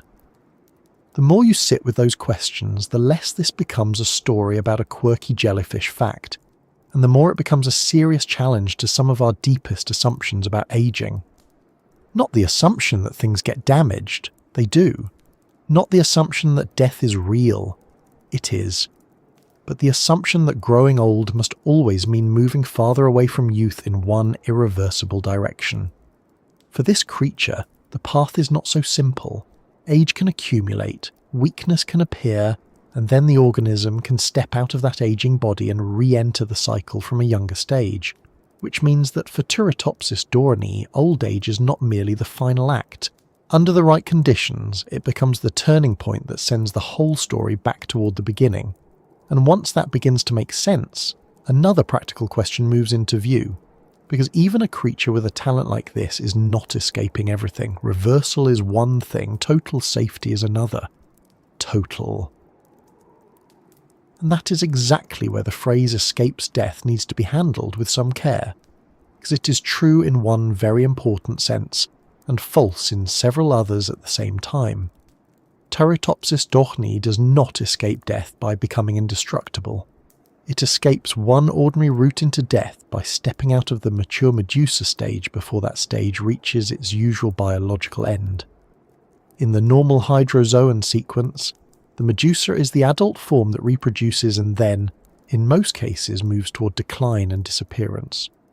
In Turritopsis dohrnii, that adult form can, when damaged, stressed, or senescent, reverse its life cycle and return to the post-larval benthic polyp stage instead of dying as a Medusa. That is the escape. It is not immortality in the storybook sense.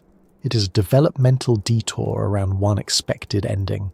That distinction is important because the public nickname does a lot of dramatic work very quickly. Immortal Jellyfish sounds like a creature that has somehow slipped entirely out of mortality. It suggests a permanent exemption, a tiny gelatinous exception to the whole arrangement of life and death.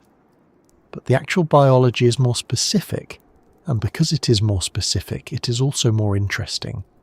The animal does not protect the adult body forever. It allows that body to stop being the adult body. The Medusa avoids its usual fate by abandoning Medusahood itself. In other words, it does not preserve the destination, it changes the route. That is why escapes death works better when you hear it almost as shorthand for escapes age-linked terminal decline of the Medusa stage. The mature jellyfish can still reach a weakened, damaged, or senescent condition. It can still fail as a free-swimming adult. But instead of remaining on that track all the way to the end, it can shrink, lose the structures that define the Medusa, pass through the cyst stage, and re-establish the polyp form. The Medusa, as a Medusa, is effectively over. Yet the organism's life continues. What would have been an ending becomes a conversion. There is something almost annoyingly clever about that. Humans tend to imagine survival as a matter of keeping the self intact. We imagine endurance as the continued success of the same visible form. The jellyfish suggests another possibility entirely. A form can fail, and the organism can still succeed. A stage can reach its limit, and life can continue by withdrawing into an earlier developmental identity.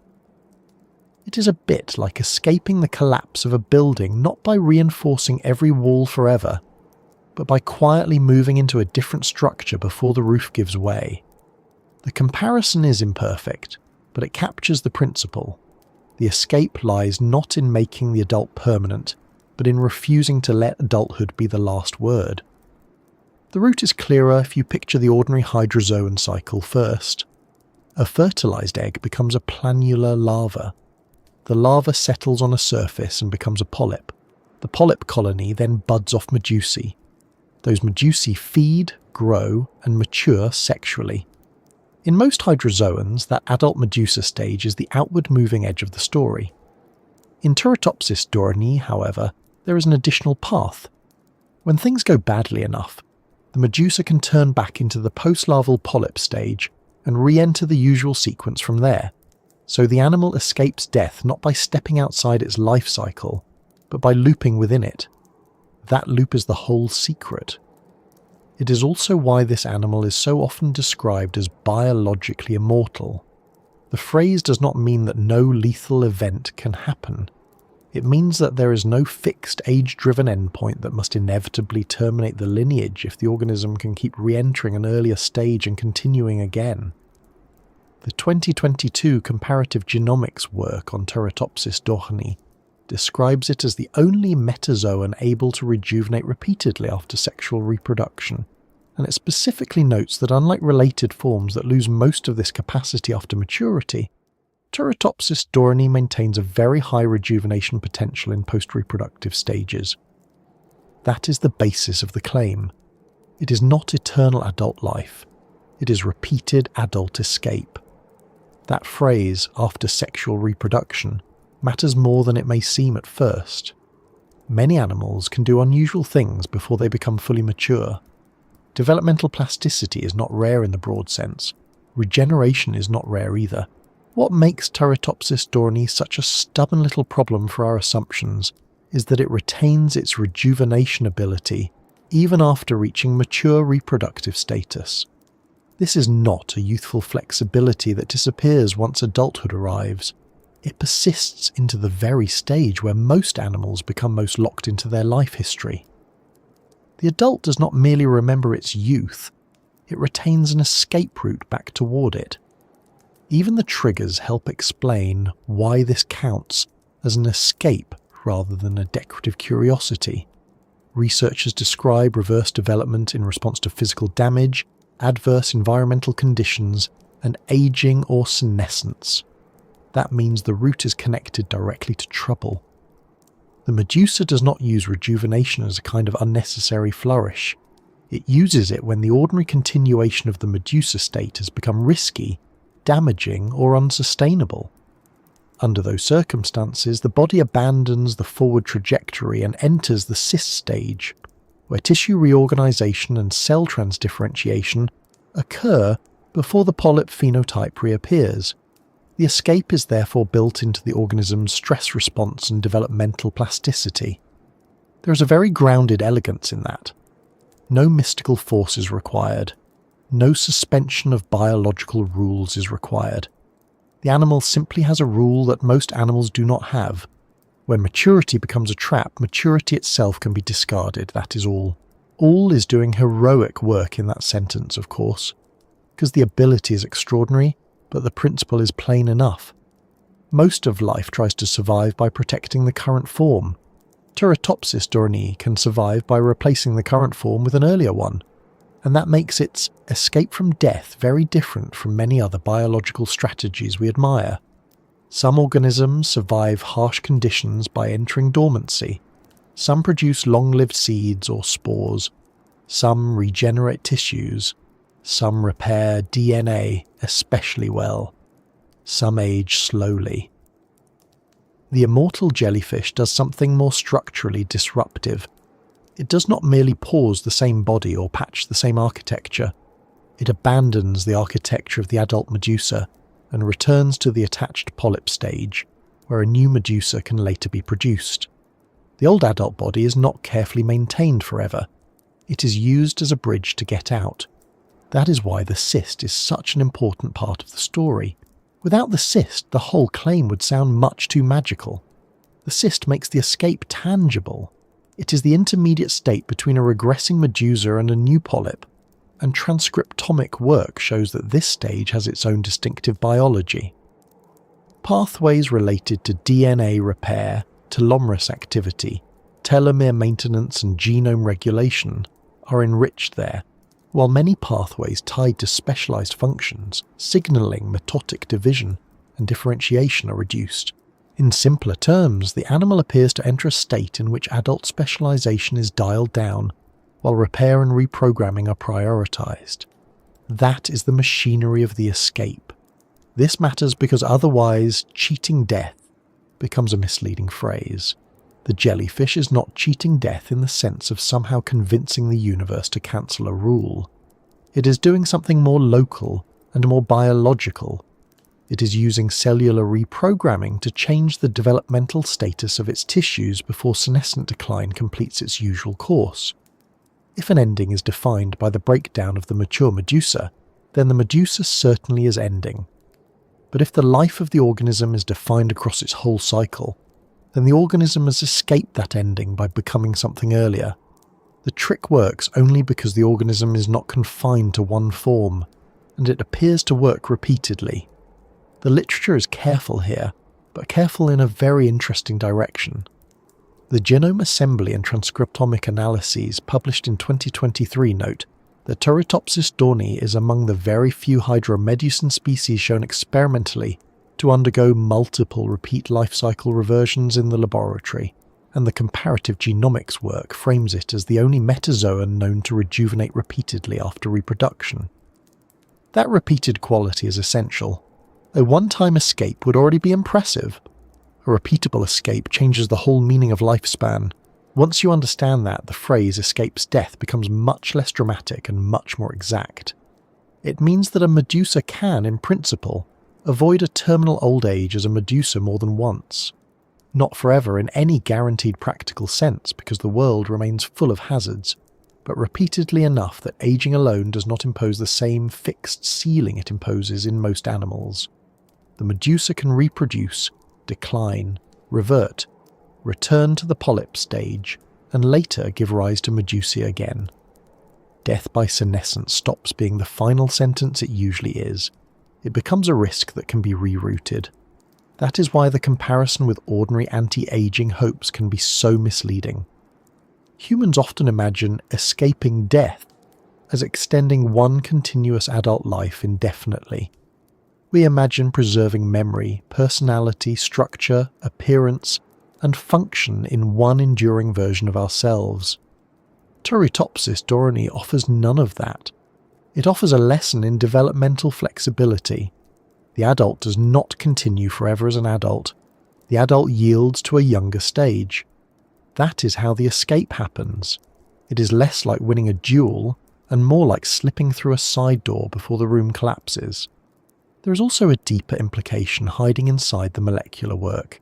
The comparative genomics study identified variants and expansions in genes associated with replication, DNA repair, telomere maintenance, redox regulation, stem cell-related features, and intercellular communication, while transcriptomic analysis during life cycle reversal pointed to silencing of PRC2 targets and activation of pluripotency-related targets during rejuvenation. That combination suggests the animal does not merely stumble backward developmentally. It has genomic and regulatory features that make repeated rejuvenation possible. In other words, the escape route is not an accidental collapse into youth. It is supported by a biological toolkit. That toolkit is one reason the animal keeps attracting serious interest rather than fading into trivia. A weird fact is fun for an afternoon. A repeatable life cycle reversal supported by specific repair and reprogramming related features is something else entirely. It suggests that the jellyfish is not just a curiosity, but a real model for asking how a mature body can preserve enough plasticity to exit age-linked decline.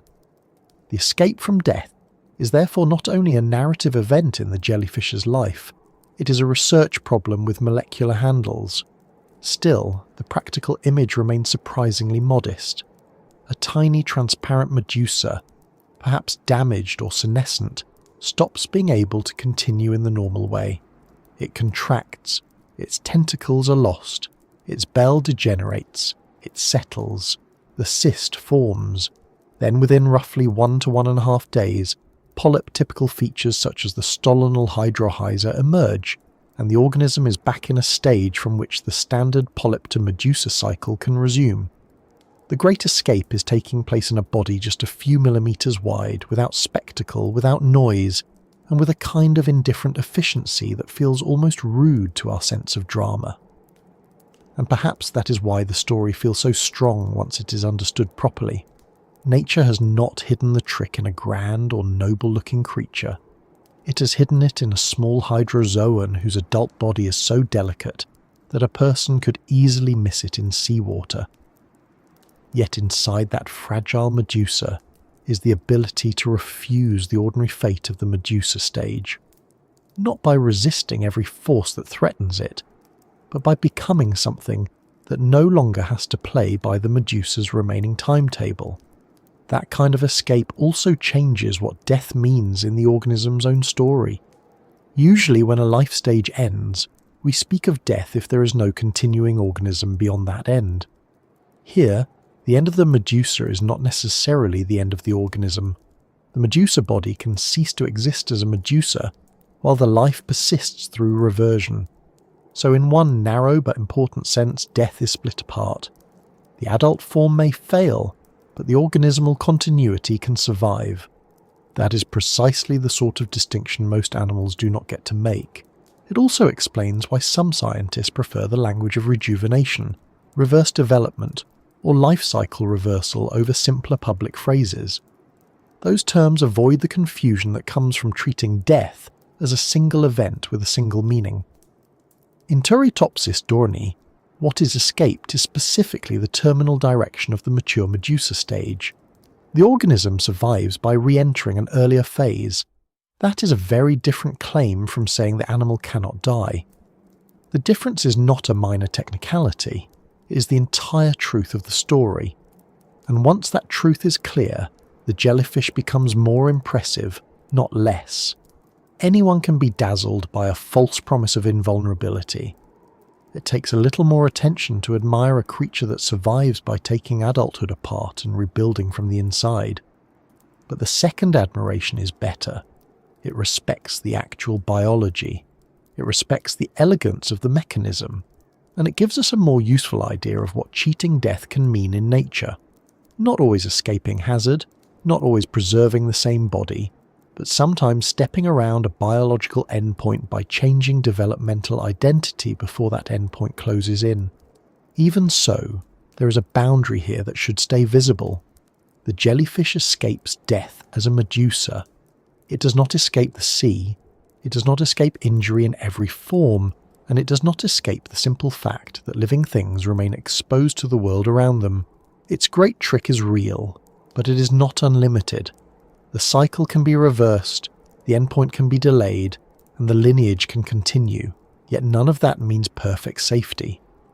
Which is why the next part of the story becomes important almost immediately, because as unusual as this escape is, there are still many ordinary ways for even an immortal jellyfish to die.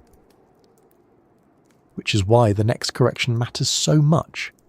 The immortal jellyfish does not live in some protected category where nothing can touch it. Its famous trick only helps against one kind of ending, the ordinary age-linked collapse of the medusa stage. Everything else in the sea is still there, and everything else is still trying in one way or another to turn small, soft-bodied animals into food, fragments, or failure. Turritopsis dohrnii can reverse its life cycle when it is damaged, stressed, or senescent. But that ability does not make it indestructible. It remains a tiny hydrozoan medusa, just a few millimeters wide, drifting in waters full of predators, changing conditions, and simple bad luck. The nickname invites people to imagine a loophole in death itself. The reality is narrower, and in some ways harsher. It has found a way around one usual route to death, but the ocean offers many others. The first danger is the most obvious one. It can be eaten. Adult Turritopsis dohrnii, like other small jellyfish, may be preyed on by fish, sea turtles, sea anemones, other jellyfish, and in some descriptions a broader set of marine predators as well. Museums and reference works are very plain about this point. The animal may rejuvenate, but it still sits inside ordinary food webs. If a fish swallows it whole, if another jellyfish tears through it, or if a turtle consumes it before reversal can begin, there is no dramatic second act. The body has to remain alive and organised long enough for reverse development to happen. Predation can interrupt that process before it starts, and often before the medusa has any chance to withdraw into the cis stage at all. An immortal jellyfish is still made of soft tissue, water, and opportunity from the predator's point of view. That matters because the public imagination tends to give the word immortal far too much authority. We hear it and assume protection. Predators do not care about human labels. They do not pause, reconsider, and say, perhaps I should leave this one alone. It may be biologically interesting. A jellyfish that has not yet reverted is still just a jellyfish in the water column. It can still be bitten, crushed, digested, or torn apart. And because Turritopsis dohrnii is tiny, it is not exactly intimidating prey. It does not have bulk, speed, or armour working in its favour. It survives by developmental flexibility, not by combat. That means the reversal trick is valuable only when the animal remains intact enough to use it. If death comes quickly from outside, there is nothing to reverse. Then there is the quieter part of the story, which is the polyp stage. People hear immortal jellyfish and picture the medusa, the bell-shaped drifting form. But the escape route depends on returning to the attached polyp stage, and that stage is hardly a fortress. The Natural History Museum notes that polyps are practically defenceless against predators such as sea slugs and crustaceans. That means the very stage that makes repeated rejuvenation possible is also exposed in its own way. Returning to youth does not mean returning to safety. It means returning to a small attached colony form that can be grazed on, damaged or removed by animals that specialise in nibbling exactly that sort of unprotected marine life. So even the reset button leads back into vulnerability, not out of it. There is something almost unfair about that, though unfair is really a human word for a system that never promised to be kind. The medusa escapes one ending by becoming a polyp. The polyp then faces dangers of its own. It can be eaten by sea slugs. It can be damaged by crustaceans. It can lose its hold on a surface. It can fail as a colony.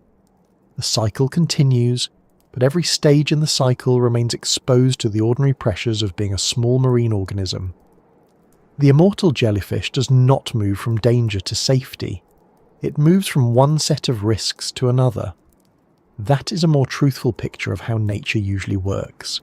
Every solution comes attached to a new dependency, a new limitation, or a new way to fail. Disease is another limit, and it is one that often receives less attention because it does not make for a striking mental picture. Predation is easy to imagine. A fish eats a jellyfish, story over. Disease is slower and less cinematic, but it still counts. Accounts summarising the species note that in nature many individuals are likely to succumb to the ordinary hazards of planktonic life, including disease, before they can successfully revert. That is an important point because it reminds us that the reversal process is not magic. It is biology, and biology can fail. Tissues can be compromised. Systems can be overwhelmed. A life cycle reversal depends on a body that is still capable of coordinated reorganisation. If that capacity is broken by infection or severe physiological collapse, then the famous escape route may never open in time. And even when the threat is not a predator or a pathogen, the physical world itself remains a problem. Reverse development in Turritopsis dohrnii is known to occur in response to physical damage, adverse environmental conditions, and aging. That sounds promising at first, as though stress automatically activates rescue. But a rescue response is not a guarantee of success. The same conditions that can trigger reversal can also be harsh enough to kill. Sudden changes in salinity, temperature stress, injury, lack of food, and general environmental instability are all part of the context in which this jellyfish lives and in which scientists have studied its reversal process. A body can only reorganize if it remains viable long enough to complete that reorganization. The sea does not always grant that much time. This is where the difference between can reverse and will survive becomes very important.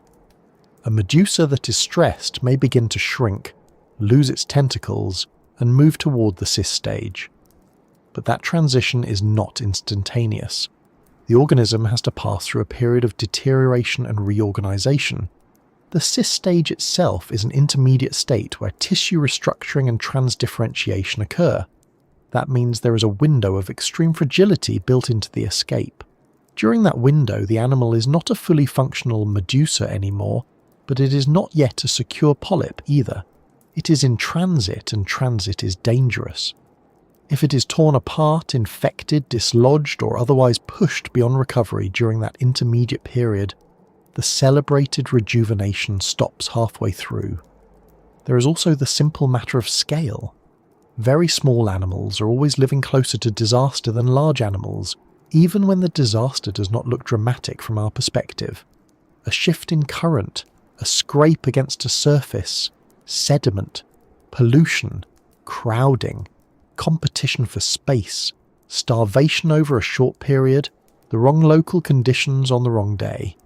Any of these can matter more when your whole adult body is only a few millimeters wide, and your attached stage depends on tiny structures fixed to hard surfaces.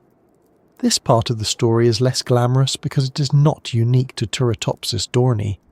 It is the ordinary problem of being small, but ordinary problems kill a great many organisms, and a strange life cycle does not cancel them. It just gives the animal one extra option sometimes. The word sometimes is doing important work there. Scientists know that Turritopsis dohrnii can repeatedly rejuvenate after reproduction, and that is why it matters so much in aging research. But the same scientific literature and museum explanations are careful not to overpromise. They describe potential biological immortality, not invulnerability. They describe life cycle reversal, not guaranteed endless survival. They describe a remarkable capacity, not a universal shield. That language may sound less thrilling than the headlines, but it is much more honest. The jellyfish can evade senescence in the medusa stage. It cannot negotiate with every force acting on a small body in the ocean. Predators remain predators. Polyps remain edible. Damage remains damage. And there is one more limit that often gets lost because people love the phrase, lives forever. Even if the cycle can repeat many times, each repetition still depends on a chain of successful events. The medusa must survive long enough to begin reversal. The cyst stage must complete its reorganization. The new polyp must establish itself. The colony must remain intact. New medusa must bud successfully. Those medusae must then survive again. When you lay the process out that way, it becomes obvious that immortality here is not a permanent state. It is a continuing possibility. A possibility can last a long time, but it is not the same thing as a promise. All it takes is one broken link in the chain, and the cycle ends like any other life. This is also why the phrase cheating death is better than defeating death. Cheating suggests a loophole, a clever sidestep, a narrow escape that works under certain conditions. Defeating suggests total victory. Turritopsis dohrnii has never achieved total victory. It has found a loophole in aging, not a triumph over everything. If the medusa is merely growing old, the loophole may save it. If it is threatened but still intact enough to reprogram, the loophole may save it. But if it is eaten, shredded, infected beyond recovery, or destroyed before the reversal can be completed, the loophole closes. Nature is full of organisms with impressive traits that fail under the wrong circumstances. The immortal jellyfish belongs in that group. Its trait is just stranger than most. There is something useful about admitting that without trying to protect the myth. The truth does not make the jellyfish less extraordinary. It makes it easier to understand. The animal is not a contradiction of death itself. It is a contradiction of one normal timeline. It is not proof that mortality can be erased. It is proof that developmental aging can, in at least one very unusual animal, be rerouted. That is already enough to earn attention.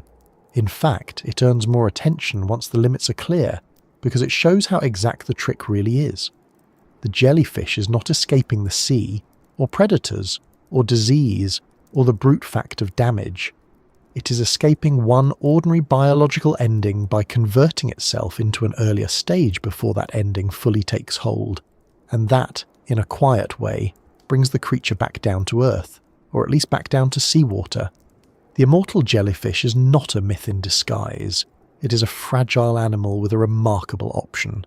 Fragile animals die all the time. Remarkable options do not change that. They only change the odds in certain moments. So yes, it can still die in many familiar ways, and probably often does. The sea keeps no special lane clear for famous organisms. It only offers conditions, pressures and chances, and whatever survives does so by meeting those conditions well enough for another day. Turritopsis dohrnii has one of the strangest tools ever found for doing that, but it is still a tool, not a guarantee, and once that sinks in, the next question begins to feel unavoidable. If this little hydrozoan has such an unusual escape route, why can't anything remotely similar happen in us? If this little hydrozoan has such an unusual escape route, the next thought arrives almost automatically. Humans would like one too. That wish appears almost the moment the story is understood. A mature animal grows old, weakens, and then turns back toward youth, instead of continuing toward a final decline. It is very hard for a human mind not to place itself beside that fact and feel the comparison. But the comparison breaks almost immediately, because Turritopsis dohrnii is not doing a more impressive version of what a human body already knows how to do. It is doing something built into a very different kind of life cycle, in a very different kind of animal, with a body plan and developmental flexibility that we simply do not possess. The first difference is structural. In a typical hydrozoan life cycle, there is already an alternation between very different body forms. The planular larva settles and becomes a benthic polyp colony, and that colony later buds off a free-swimming medusa. In Turritopsis dohrnii, reverse development sends the medusa back into that earlier polyp stage. Researchers describe this as an additional developmental trajectory layered onto a life cycle that already includes more than one normal body form. Humans do not have anything comparable. We do not have an attached colonial stage waiting in the background as a legitimate earlier version of ourselves. Our development does not include a standard adult to juvenile route built into the species' ordinary biology. That may sound almost too obvious, but it matters more than it first seems. The jellyfish is not inventing a younger form from nothing. It is returning to one of the forms its species already uses. A mature medusa is able to re-enter the post-larval polyp stage because the species' life history already includes both forms as part of its normal developmental repertoire. Humans have infancy, childhood, adolescence, adulthood, and old age. But these are not alternate body plans in the hydrozoan sense. They are stages of one continuously integrated body. There is no human equivalent of become a different, simpler surface-attached life stage and later bud off adults again. The route does not exist for us even in outline. There is also the matter of tissue identity. The 2019 transcriptome study points out that polyps and medusae differ in anatomy and in cell types. Some structures and cell types exist only in the medusa, while others, such as the tissue that produces the chitinous outer covering of the cyst and polyp stage, occur only in the polyp. During reverse development, Turritopsis dohrnii is not merely smoothing out age-related damage. It is reorganizing tissue identity across a body that is already equipped, by evolution, to occupy both states. Humans do have some cellular plasticity, but our tissues are arranged into organs whose stable identity is essential to survival. A heart cell that casually stops being a heart cell is not participating in a graceful life cycle reversal. It is creating a problem. That is why the phrase transdifferentiation becomes much more dangerous when transferred from jellyfish to humans. In Turritopsis dohrnii, cell reprogramming is part of a natural escape route associated with the cyst stage and the return to the polyp. In human biology, changes in cell identity do occur, but they are usually local, tightly constrained, and heavily regulated. Reviews of wound repair in mammals describe dedifferentiation and reprogramming as responses that can appear after injury, when surrounding signals are disturbed and some committed cells are pushed into a more unstable state. Importantly, those same reviews emphasize that this does not normally occur under ordinary homeostatic conditions because stable tissues depend on signals that keep cell identity in place. In other words, our bodies are built to resist exactly the kind of broad identity loosening that makes the jellyfish's reversal possible. That resistance is not a flaw.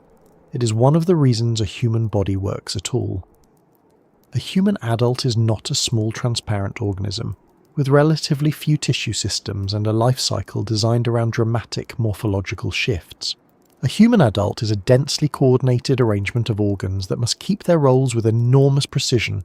The liver has to remain liver, the heart has to remain heart. The neurons in the brain cannot casually wander into another developmental fate without consequences that would be catastrophic rather than rejuvenating. The very stability that limits whole body plasticity is also what makes long-term mammalian function possible. We stay alive by keeping tissue identities reliable, not by making them easily reversible. This is where people often say, with a sort of grand hand gesture, that humans are too complex, and then move on. The statement is not entirely wrong, but by itself it is lazy. The more accurate version is that human complexity is organised in a way that makes whole-body reprogramming extremely risky. Our tissues are interconnected, electrically active, mechanically coordinated, and metabolically dependent on one another in ways that do not tolerate broad resets. When the jellyfish's medusa regresses, it gives up swimming, tentacles, and medusa-specific structures to enter the cyst and then polyp stage. A human body cannot simply give up being an adult body and wait calmly on a surface while its tissues reassign themselves. Our survival depends on uninterrupted function at too many levels all at once. There is another reason humans cannot do the same, and it is a very important one. In our biology, large-scale loss of cellular identity is often associated not with rejuvenation, but with cancer. Reviews of tissue plasticity in human tumours describe transdifferentiation and phenotypic switching as part of cancer progression, where cells escape their normal differentiated state and adopt abnormal developmental programs. That is a chillingly relevant contrast. In the jellyfish, identity loosening can support a controlled developmental reversal. In humans, identity loosening at scale often looks like disease, invasion, therapy resistance, or malignant transformation. The same broad concept, cell plasticity, lives in a very different moral and medical neighbourhood depending on the organism. That difference is so important that it is worth slowing down for a moment. Humans do not lack plasticity entirely. Mature tissues can show limited reprogramming after injury, and scientists can experimentally force adult cells into new states. Fibroblasts can be pushed toward other fates in the lab. Reprogramming technologies can create induced pluripotent stem cells. Injury can unlock some local flexibility in vivo. But every one of these examples comes with a warning label. The more broadly and deeply you loosen adult identity, the more you approach instability, abnormal growth, incomplete conversion, or tumorigenesis. The body's ordinary rules are there partly to prevent exactly that kind of dangerous freedom. That is why the jellyfish's trick cannot simply be copied over as an anti-aging plan for humans. In Turritopsis dohrnii, life cycle reversal is part of the species' evolved developmental logic. In humans, artificially pushing cells toward pluripotency or broad reprogramming is one of the reasons researchers worry about teratomas, genomic instability, immunogenicity, and tumour risk in stem cell-based therapies. Reviews of induced pluripotent stem cells are very explicit that clinical use faces safety challenges precisely because reprogrammed cells can accumulate abnormalities or form tumours if control is imperfect. In the jellyfish, reprogramming is natural and species appropriate. In humans, comparable breadth of reprogramming is something we approach with extreme caution because a small mistake is not a jellyfish turning into a polyp. It is a patient developing cancer.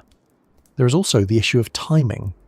The immortal jellyfish does not merely regenerate a damaged part while staying itself, it exits the adult stage altogether.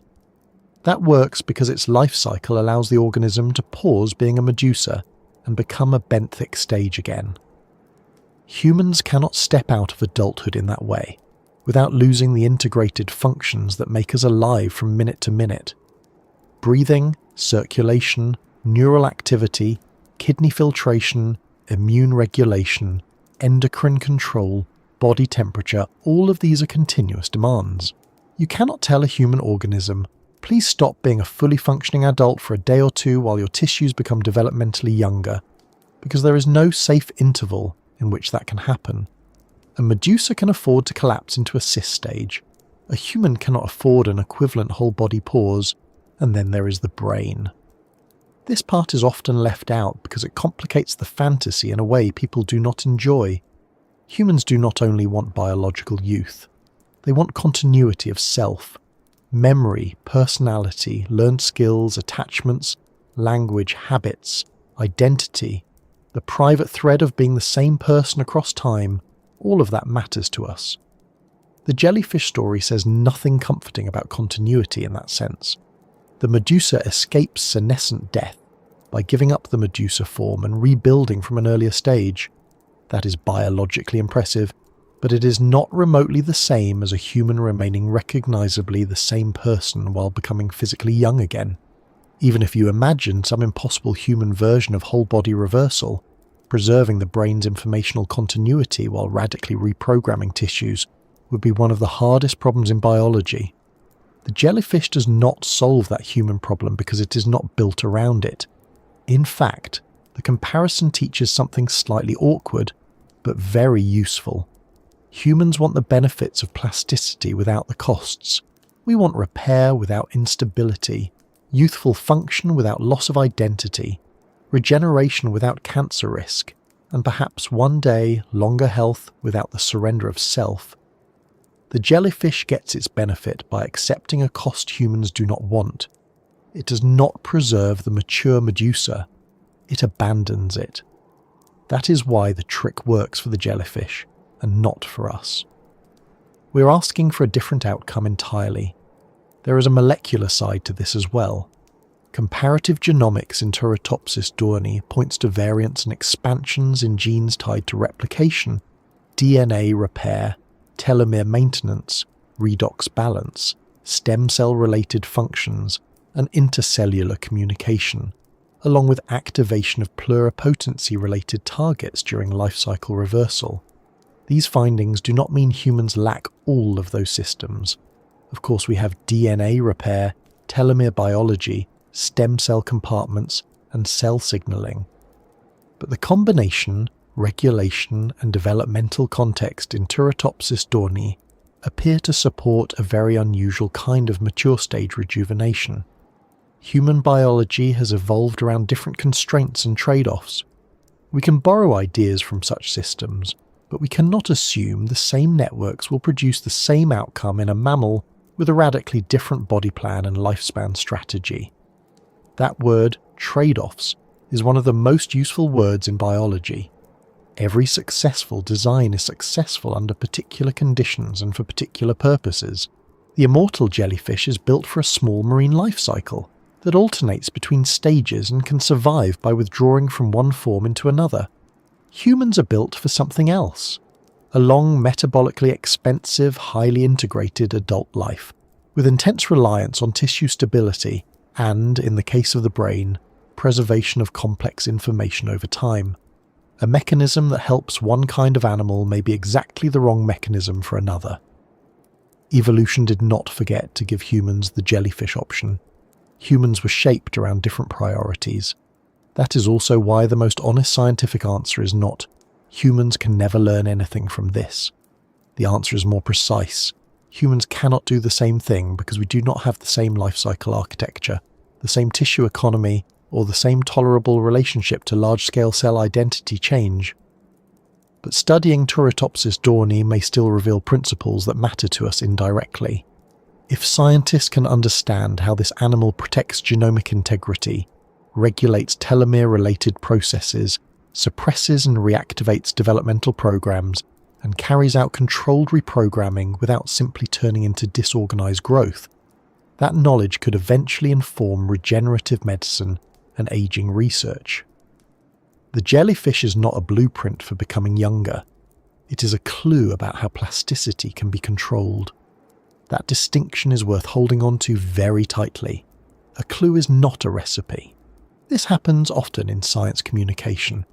A strange organism is discovered to do something remarkable, and public language immediately translates that into a promise for humans. But science usually moves in smaller, more honest steps. First you identify the phenomenon, then you identify the mechanism. Then you ask which parts are unique to that species, which parts are shared more broadly, and which parts can be adapted safely in another context. With Turritopsis dohrnii, we are still very much in the stage of learning how the phenomenon works and what molecular systems support it. That is already exciting. It does not need to be inflated into a fantasy about people turning 60 and then politely becoming 23 again after a difficult week. In a way, the immortal jellyfish is most useful precisely where it refuses our wishes.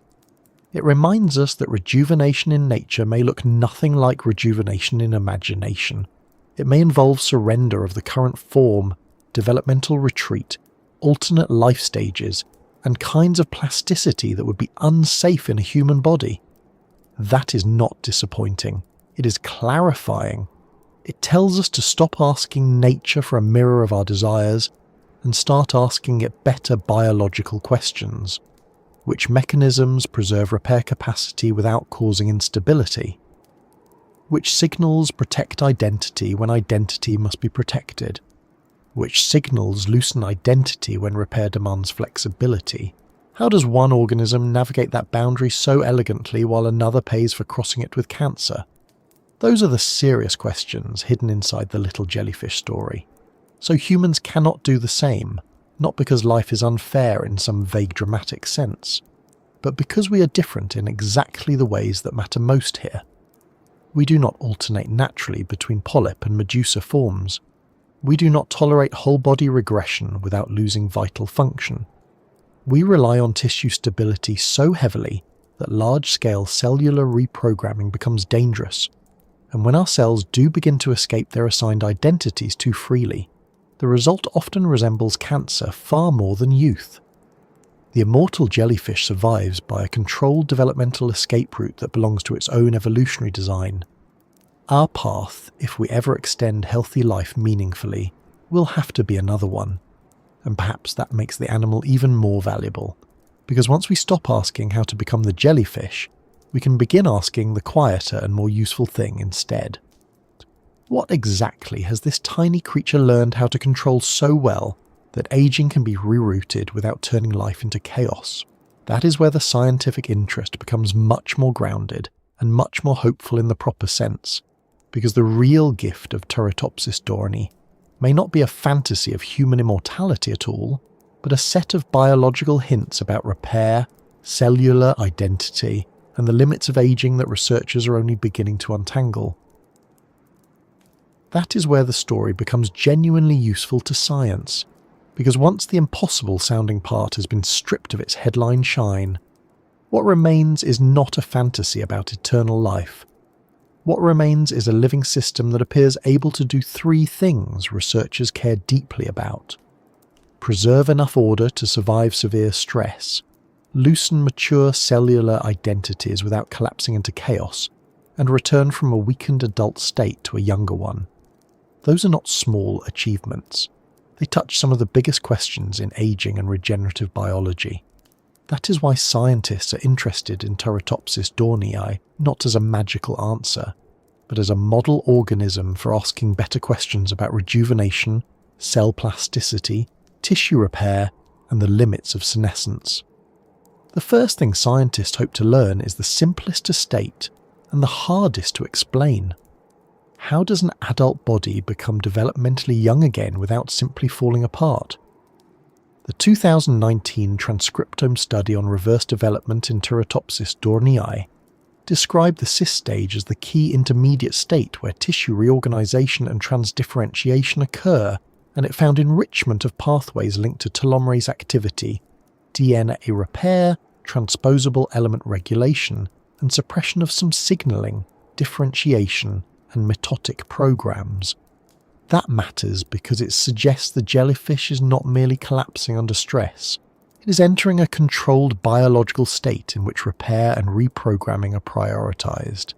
For scientists, that raises a serious possibility. Perhaps rejuvenation is not one mysterious event, but a coordinated sequence of genomic protection, identity loosening, and developmental rebuilding that can be studied step by step. That word, controlled, is one of the most important words in the whole discussion. Plenty of tissues can be damaged. Plenty of cells can lose their normal identity under the wrong conditions. The real scientific value of Turritopsis dohrnii is that its loss of mature identity appears to happen in an organized direction rather than in disordered breakdown. Scientists hope to learn how that control is maintained. What signals tell medusa tissues to stop being medusa tissues?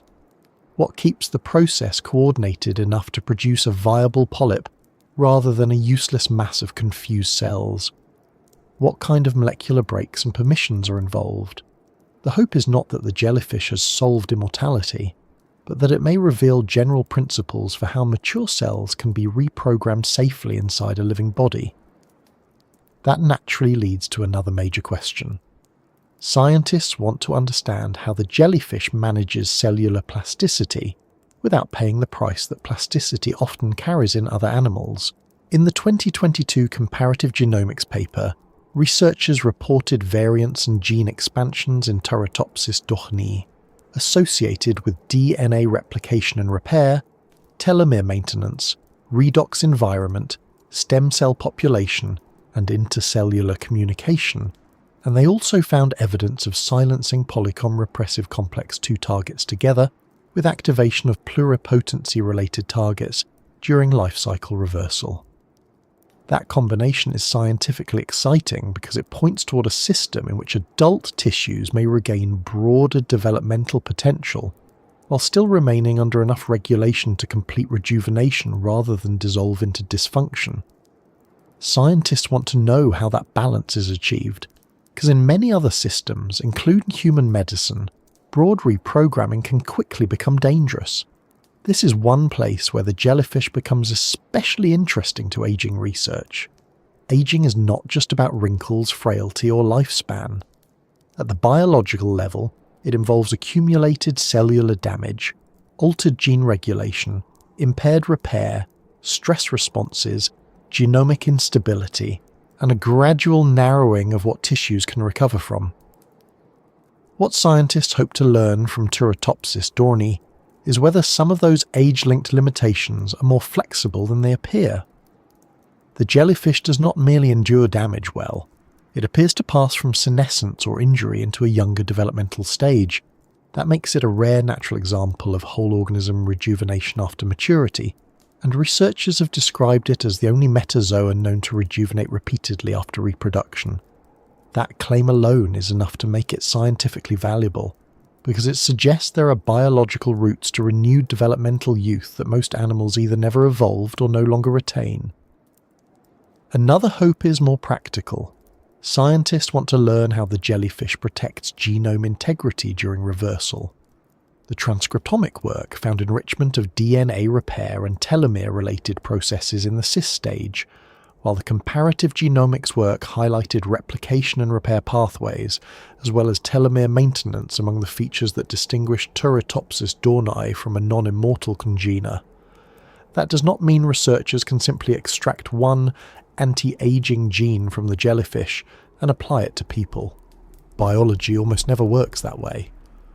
But it does suggest that repeated rejuvenation may require especially strong systems for protecting and restoring the genetic material of cells as identity changes. Scientists care about that because one of the biggest barriers in regenerative medicine is the risk of reprogramming damaged or unstable cells into even more dangerous states. A natural system that appears able to rejuvenate repeatedly without obvious collapse offers a rare chance to study how repair and reprogramming might be linked. There is also a deep interest in the question of stemness, though that word deserves some care. Scientists are not just asking whether the jellyfish has stem cells. Many organisms do. They are asking how a mature animal re-enters a state of developmental flexibility. The genomic and transcriptomic studies point toward activation of pluripotency-related targets during life cycle reversal, and differences in genes associated with stem cell population and intercellular communication. That matters because it suggests the jellyfish may illuminate how tissues reopen developmental options after maturity. In human biology, that question is central to regenerative medicine. How can one coax cells into a more flexible state without losing control of them? The jellyfish does not give a finished answer, but it offers a living case where nature seems to have found one version of that solution. Closely related to that is the hope of understanding transdifferentiation more clearly. The 2019 study explicitly frames Turritopsis dohrnii as a non-traditional in vivo system for studying developmental strategies, cell transdifferentiation, and aging. That is important because many discussions of cell reprogramming rely either on laboratory manipulations or on simplified examples of tissue regeneration.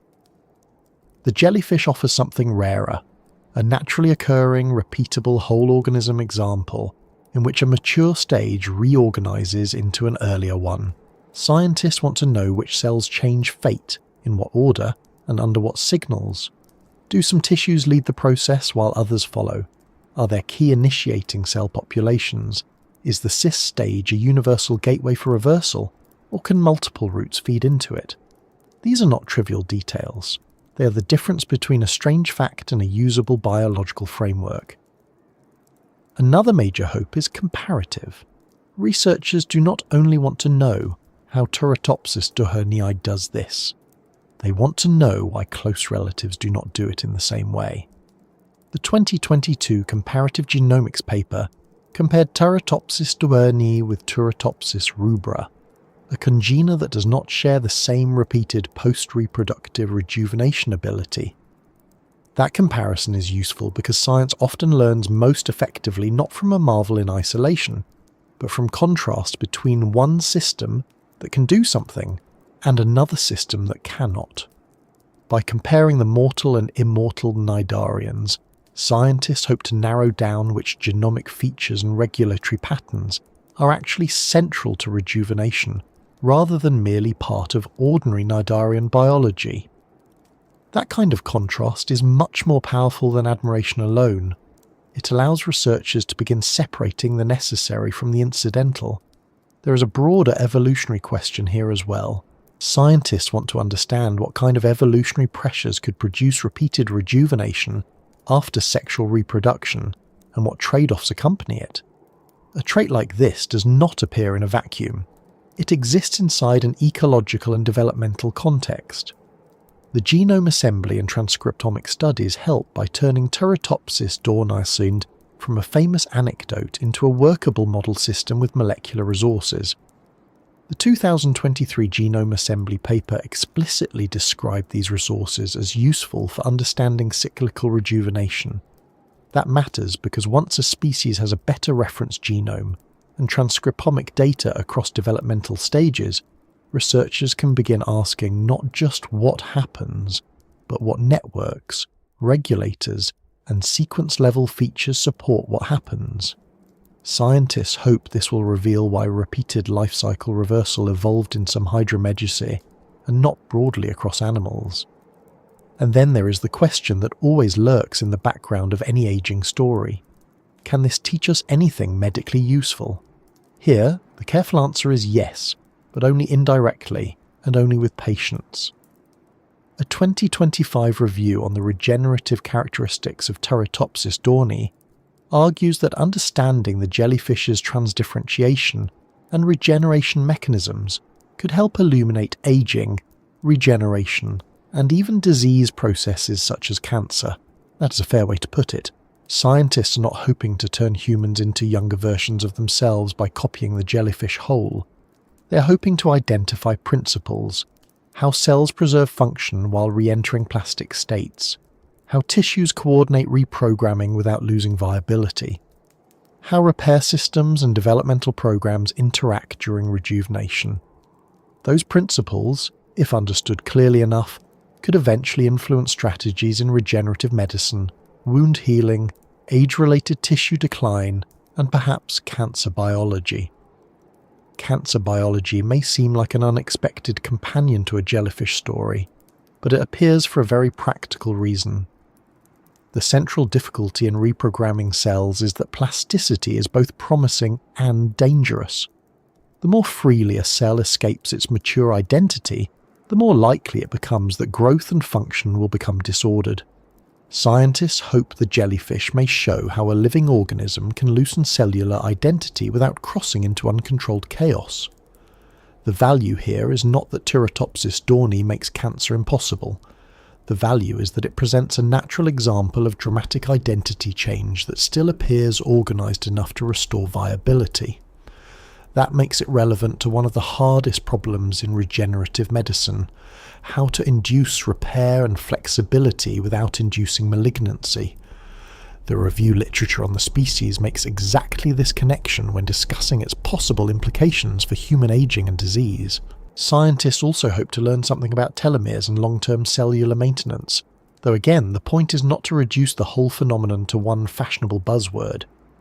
The 2019 transcriptome work found telomerase activity and telomere organisation among the processes enriched in the cis stage, and the 2022 comparative genomic study highlighted telomere maintenance as one of the genomic areas of interest. That attracts attention because telomere biology is closely tied to aging, cell replication, and genomic stability in many systems. What scientists hope to learn is not whether the jellyfish has long telomeres, and that is the whole secret. Because the papers do not support such a simplistic conclusion. Rather, they hope to understand how telomere-related maintenance fits into a broader rejuvenation program that includes repair, signaling changes, and reprogramming. In biology, the useful insight often lies not in a single factor, but in how multiple systems cooperate under stress. A more subtle hope concerns developmental timing. The jellyfish does not just regenerate damage while staying in one form, it re-enters an earlier developmental state. That means scientists can use it to ask a question that is very difficult to study in most animals. How is developmental time reopened after maturity? Most adults are developmentally closed in the broad sense. They maintain themselves, but they do not usually revisit earlier life stage programs. Turritopsis dohrnii appears able to reopen those programs. The evidence for activation of pluripotency-related targets, silencing of some stable regulatory targets, and strong cis-stage transcriptomic shifts is exactly the sort of evidence that makes researchers think the animal may hold clues to how developmental clocks can be redirected. That question matters well beyond jellyfish. It touches embryology, regeneration, stem cell science, and aging all at once. There is also hope in the simplest scientific sense of the word, the hope of having a better model system. The 2023 Genome Assembly paper and the earlier transcriptomic work both matter not only for what they concluded, but for what they made possible. Once researchers have genomic resources, transcriptomic comparisons across stages, and experimentally observed repeated life cycle reversals, the organism becomes easier to work with as a system rather than as a legend.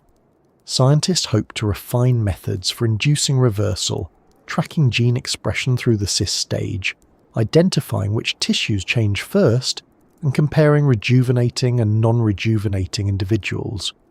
Good science often advances not because a single answer appears, but because a strange organism becomes experimentally tractable.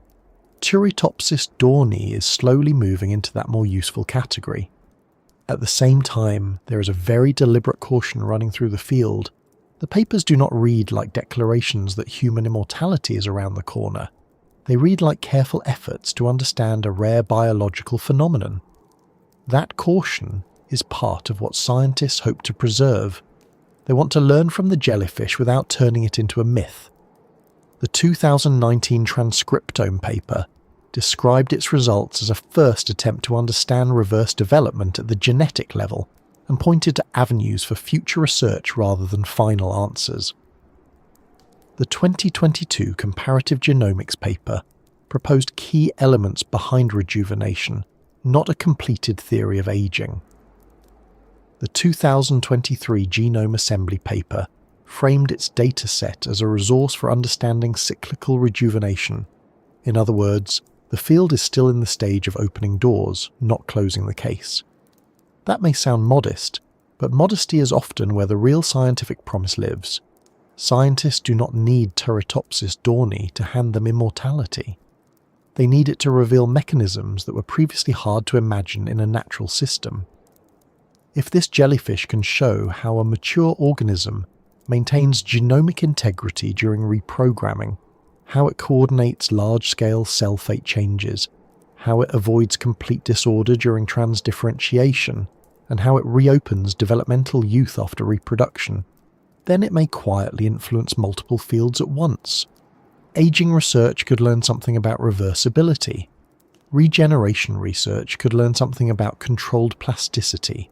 Cancer biology could learn something about the boundary between useful flexibility and harmful instability.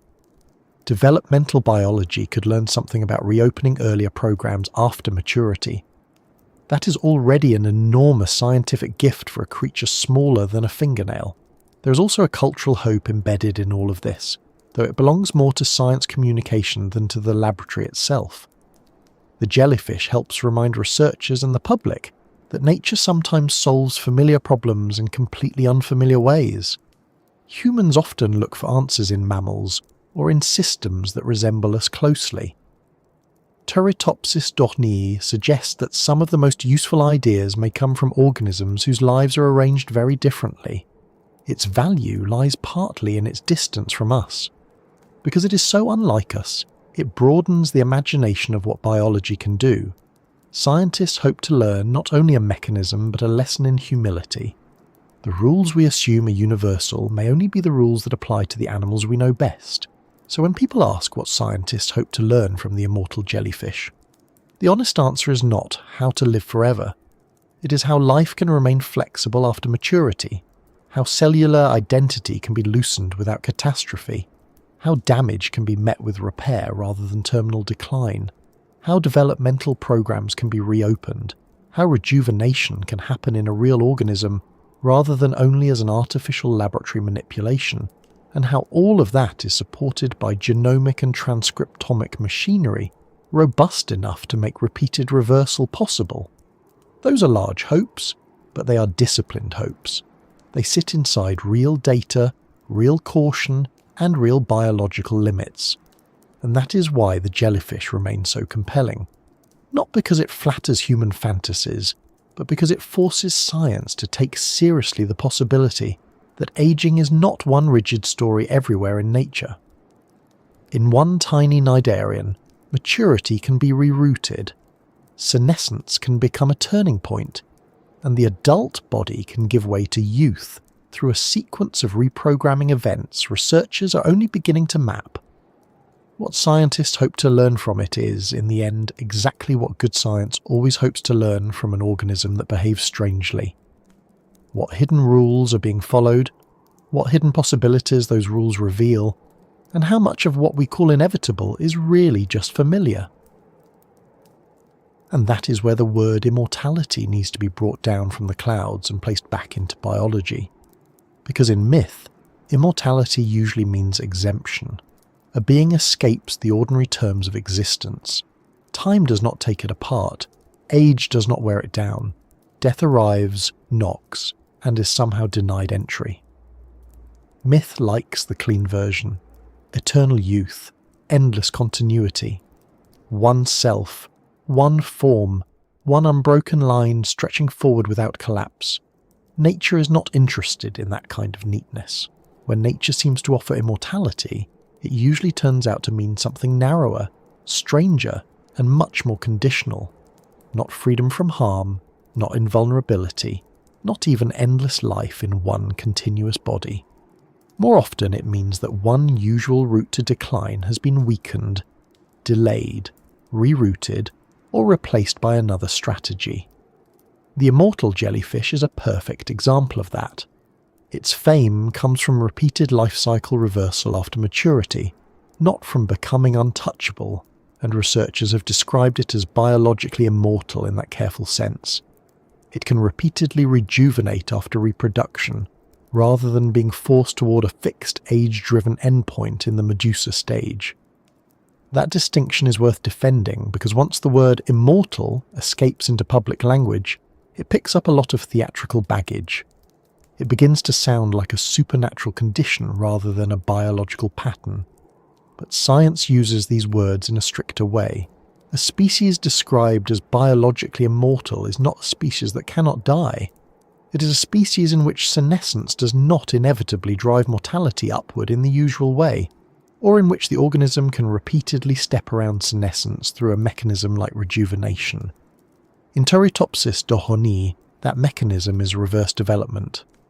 In other organisms, the story may involve constant tissue renewal, unusually flat age-specific mortality, or other forms of maintenance. The point is that immortal in nature usually means not aging in the expected way, not outside mortality altogether. That is why myth and nature make such different companions here. Myth wants a final answer. Nature offers loopholes, and loopholes are often more interesting anyway. A loophole tells you where a rule bends without fully breaking. It reveals the actual shape of the system. In the case of the immortal jellyfish, the rule is that adult life normally moves toward decline and death. The loophole is that this tiny hydrozoan can, when stressed, damaged, or senescent, reverse from the medusa stage to the polyp stage and begin again. It has not escaped the sea. It has not escaped predators. It has not escaped injury in every form. It has escaped one ordinary biological timetable by refusing to remain in the life stage where that timetable would normally finish its work. Once you see that clearly, the title Immortal Jellyfish becomes both less dramatic and more satisfying. Less dramatic because it stops sounding like a miracle. More satisfying because the truth is richer than the slogan. A miracle shuts curiosity down. A mechanism opens it. The jellyfish matters not because it fulfills a fantasy, but because it reveals that developmental time in at least one animal can be turned around after maturity. That is an extraordinary thing for biology to contain, even if it comes wrapped in many limits and caveats. This is also the point where a broader view of nature becomes useful, because Turritopsis dohrnii is not the only organism that has forced people to rethink aging. Hydra, for example, has long been a famous case in discussions of negligible senescence. In large laboratory studies published in PNAS, thousands of Hydra observed over millions of individual days showed extremely low, constant mortality rates, and no systematic decline in fertility with advancing age. Earlier work had already suggested a lack of senescence in Hydra, and later work strengthened the case under laboratory conditions. That does not mean Hydra are mythical immortals either. It means they seem capable of maintaining themselves in a way that prevents the familiar age-linked rise in mortality, at least in those controlled settings. And there, again, the difference between myth and nature becomes very obvious. Myth would say, here is a creature that never dies. Biology says something more careful. Hydra may show constant mortality and fertility over age in the laboratory. That is a very different kind of statement. It does not abolish danger. It does not promise eternal existence in the wild. It does not even claim that every individual persists indefinitely. It says that under certain observed conditions, aging in the usual senescent sense is not obvious. Nature keeps offering these narrow, precise rearrangements of our assumptions, while myth keeps trying to inflate them into absolutes. There is another useful complication here too. Not every claim of negligible senescence in nature is equally secure. A 2022 review argued that some apparent cases of negligible or even negative senescence in wild animals may partly reflect sampling and recovery biases, making mortality look flatter with age than it really is. That does not erase real exceptional cases, but it does serve as a caution. Nature is already strange enough without us helping it become stranger by mismeasuring it. This is one reason the immortal jellyfish remains so compelling. Its reputation does not rest only on a vague impression that some individuals seem long-lived. It rests on directly observed reverse development and repeated life cycle reversal in laboratory settings. That contrast is useful for the mind. It reminds us that there are two kinds of wonder. One kind rushes to the biggest possible conclusion. The other kind slows down and asks exactly what has been observed, under what conditions and with what limits. The second kind is quieter, but it lasts longer. It survives contact with evidence. The immortal jellyfish belongs to that second kind of wonder when it is understood properly. Its fascination comes not from a vague aura of foreverness, but from a very specific and repeatable biological event. A mature form can yield to an earlier stage and continue the cycle, and now there is even a small twist in the story of uniqueness. For years, Turritopsis dohrnii was treated as the only known species able to undergo reverse development after the onset of sexual reproduction. That was the framing in the 2022 PNAS genomics paper. But in 2024, another PNAS paper reported reverse development in the C1004 Nemiopsis lydii, showing regression from a mature labate stage to an earlier sedipid stage after stress and refeeding. That does not make the immortal jellyfish ordinary. It does something more interesting. It suggests that the natural world may contain more than one route by which adulthood becomes reversible, and that our previous sense of uniqueness may have reflected how little we had looked. That is a very natural science sort of correction. The first remarkable case arrives and looks singular. Then another appears at the edge of the map, and suddenly the question changes. Instead of asking, how can this one impossible creature exist, we begin asking, how widespread is this kind of developmental flexibility really, and how many times has nature evolved it in very different forms? That is a much better question. It trades spectacle for structure. It takes the attention off the label and puts it back on life itself. Even so, it would be a mistake to start speaking as though immortality were common in nature. It is not. Most living things still age, decline, and die in the ways we expect. Even among the organisms that seem to bend the pattern, the bending is highly specific. Hydra appears to maintain constant mortality under laboratory conditions. Turritopsis dohrnii appears able to rejuvenate repeatedly after sexual reproduction. Nemiopsis lydii now appears capable of reverse development under certain stressed and refed conditions. These are not versions of one universal escape hatch. They are separate biological solutions, each tied to its own body plan, ecology, and constraints. That is why nature's immortality is so unlike mythic immortality. Myth imagines a single prize. Nature keeps inventing local workarounds. A local workaround may sound less impressive at first, but it has a kind of honesty that the grand prize does not.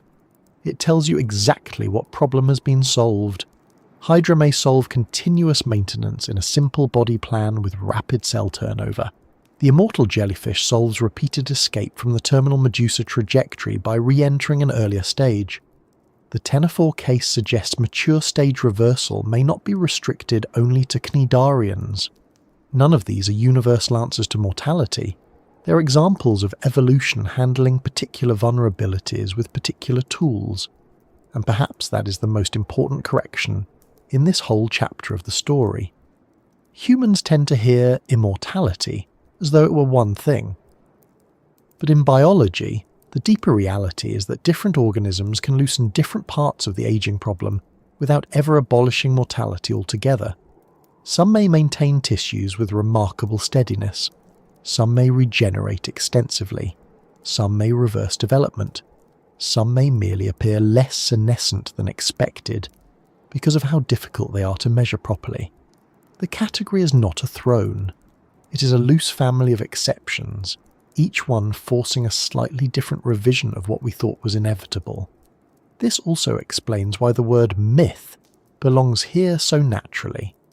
Myth is not wrong because it is imaginative.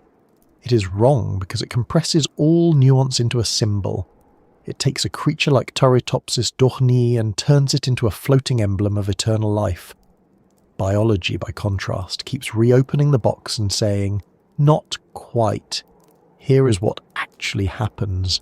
Here is the stage change, here is the trigger, here is the cost, here is the limit. Here is the predator waiting nearby. That is not less beautiful, it is more durable.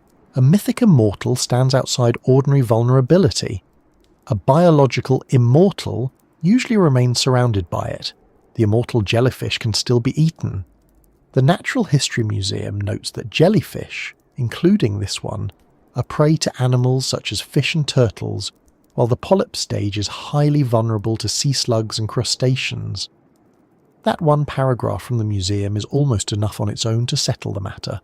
The jellyfish bends the rules of aging, but not the rules of ecology. It survives by living cleverly within a dangerous world, not by floating above it. That is nature's version of immortality, conditional, embodied, and constantly exposed to interruption. And because it is constantly exposed to interruption, the whole idea of biological immortality becomes less like a permanent state and more like a continuing opportunity. The organism keeps having the chance to avoid one kind of ending, provided it remains intact enough to use that chance. That's a very different emotional picture from myth. Myth gives you certainty. Biology gives you possibility under conditions. The first feels cleaner. The second feels truer. There is something oddly comforting in that difference. Not because it promises us anything personally. It does not. Humans are not on the verge of becoming jellyfish with bills to pay, but it does remind us that life is not built only from the most obvious patterns. Even deeply familiar patterns like aging can have exceptions, and those exceptions do not have to arrive in dramatic forms. They can be tiny, translucent, inconvenient to classify, and discovered almost by accident. Nature does not save its strangest ideas for grand creatures. It tucks them into organisms most people would never notice. This is one reason the immortal jellyfish belongs more to science than to mythology, even though mythology was quick to adopt it. Science is comfortable with the sentence, this animal may be biologically immortal in one specific sense, and very mortal in several others. Myth hates a sentence like that. It wants cleaner edges, it wants symbols, it wants either a true immortal or an ordinary creature. Biology is under no obligation to provide either. Biology specializes in mixed cases. A hydrozoan that can rejuvenate repeatedly after reproduction and still get eaten by a fish is exactly the sort of mixed case nature loves. The same is true of Hydra.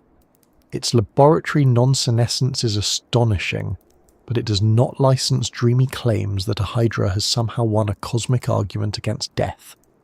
It means that in carefully observed conditions, mortality and fertility can remain constant over age for very long periods. That is already enough to challenge old assumptions about universal senescence in multicellular life. It does not need to be inflated into something mystical. Nature's most useful lessons are often lost precisely when we try to turn them into symbols of perfection. There is also a more practical lesson in this contrast between nature and myth. Myth tends to ask, can anything live forever?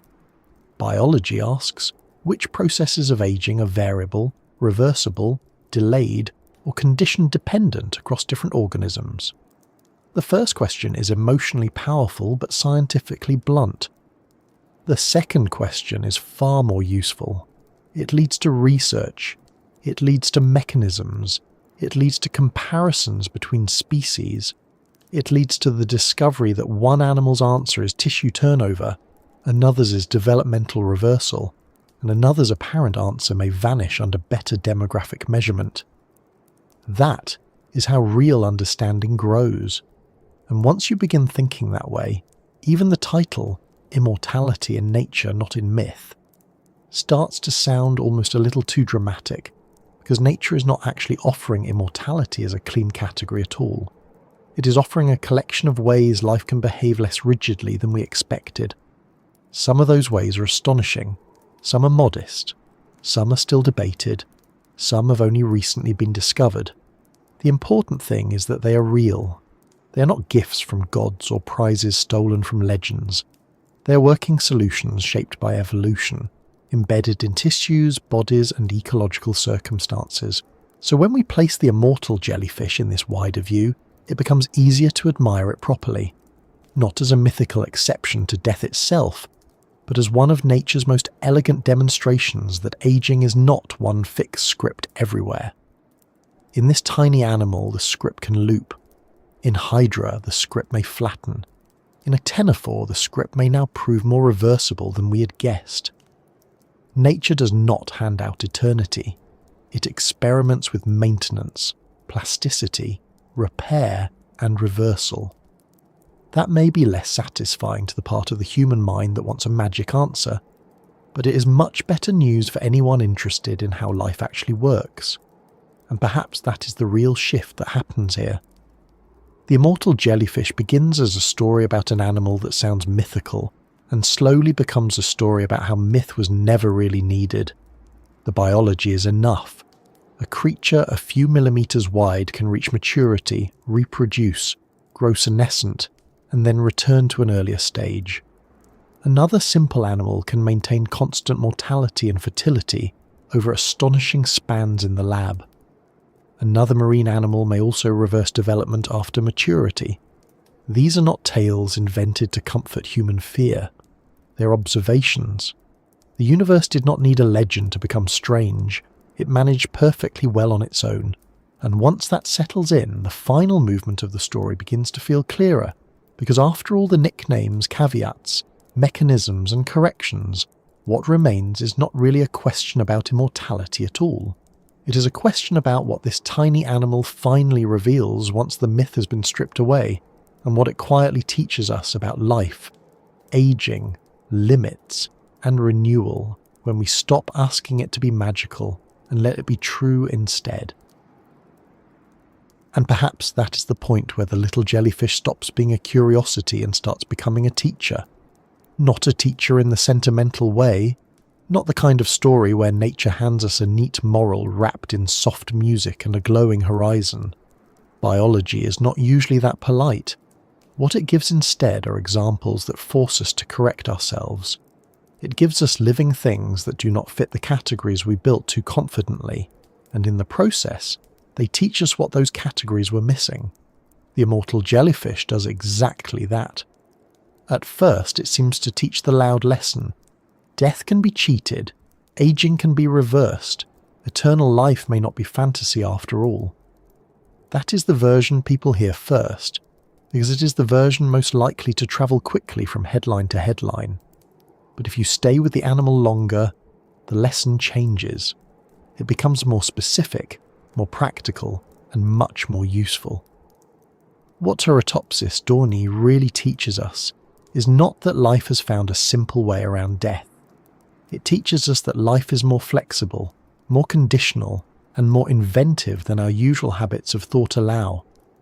Its mature Medusa stage can reverse to the polyp stage through a cyst-like intermediate state, and the molecular work suggests that this transition involves DNA repair, telomere-related processes, and large shifts in cell identity and developmental regulation.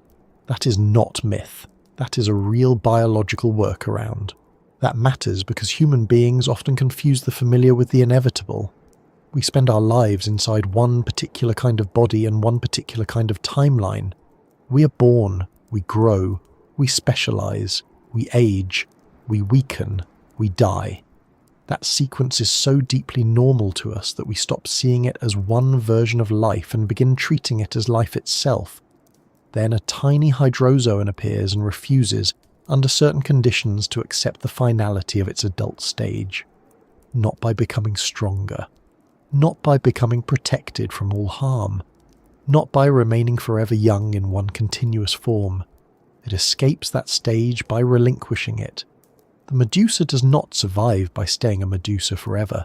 It survives by stopping being one.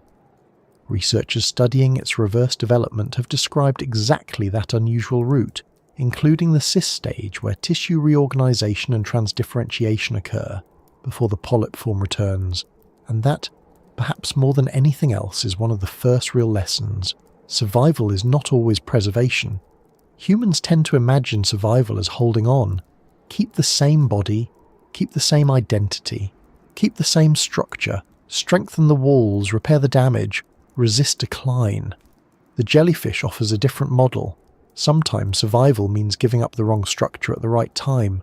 Sometimes the current form is not worth protecting all the way to its own end. Sometimes life continues by leaving one shape and entering another. That is a very strange thing for a human mind to admire, because we are creatures deeply attached to continuity. Yet nature is under no obligation to share our preferences.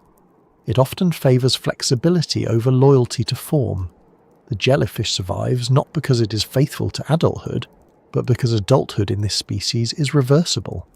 That lesson becomes even sharper when you notice how modest the animal itself is. It is tiny, transparent, easy to miss. It lives in the sort of scale humans usually ignore. It has no dramatic face, no heroic posture, no obvious charisma. And yet, it holds inside its life cycle one of the most famous examples of repeated rejuvenation in the animal kingdom. The 2022 comparative genomics work described Turritopsis dohrnii as the only metazoan known to rejuvenate repeatedly after its medusae reproduce, which is why it became so important in discussions of biological immortality. Even that statement now comes with a useful reminder that science keeps moving, because a 2024 PNAS paper reported reverse development in the Ctenophore mimeopsis lead eye after stress and refeeding, suggesting that mature stage reversal may not be as unique as once thought. That does not make the jellyfish less interesting.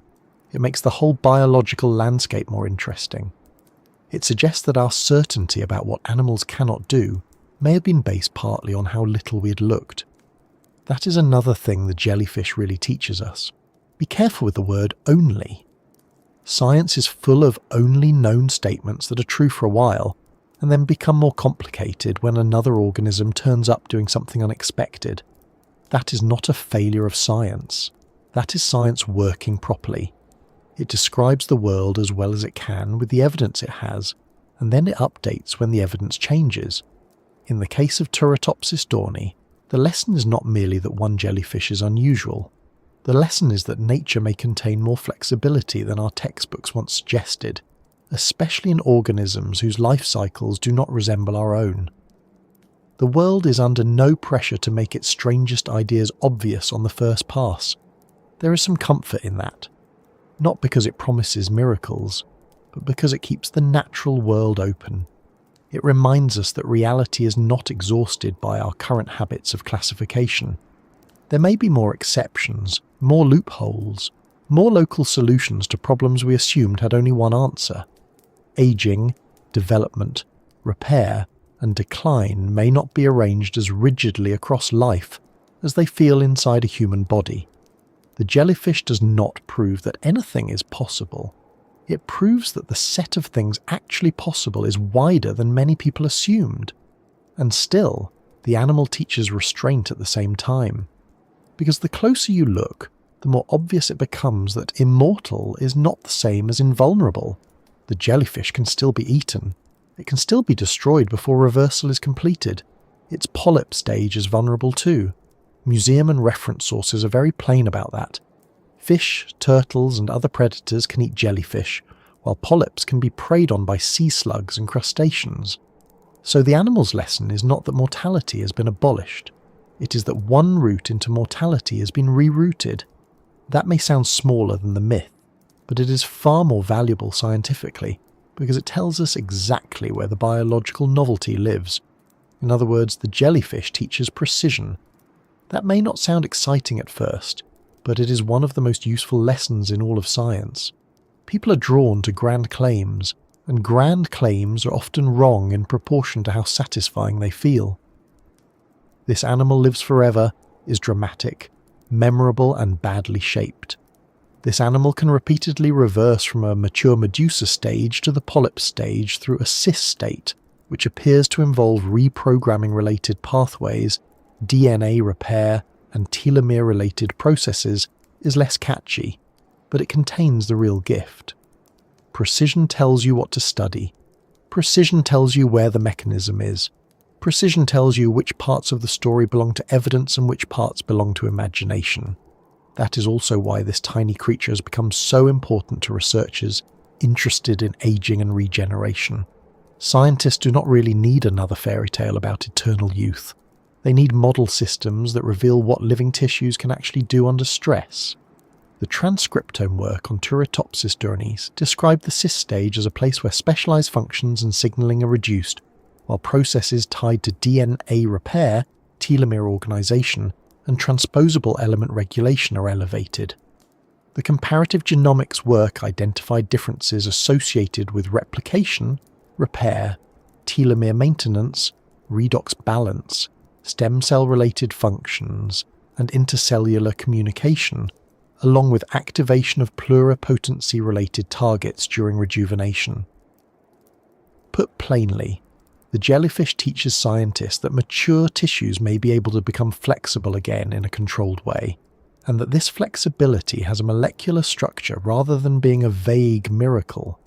That word, controlled, keeps returning because it may be the deepest practical lesson of all. Humans already know that cells can lose their stable identities. We see that in injury. We see it in laboratory reprogramming. We see it, in a more frightening form, in cancer. So the real scientific challenge is not simply how to make cells flexible.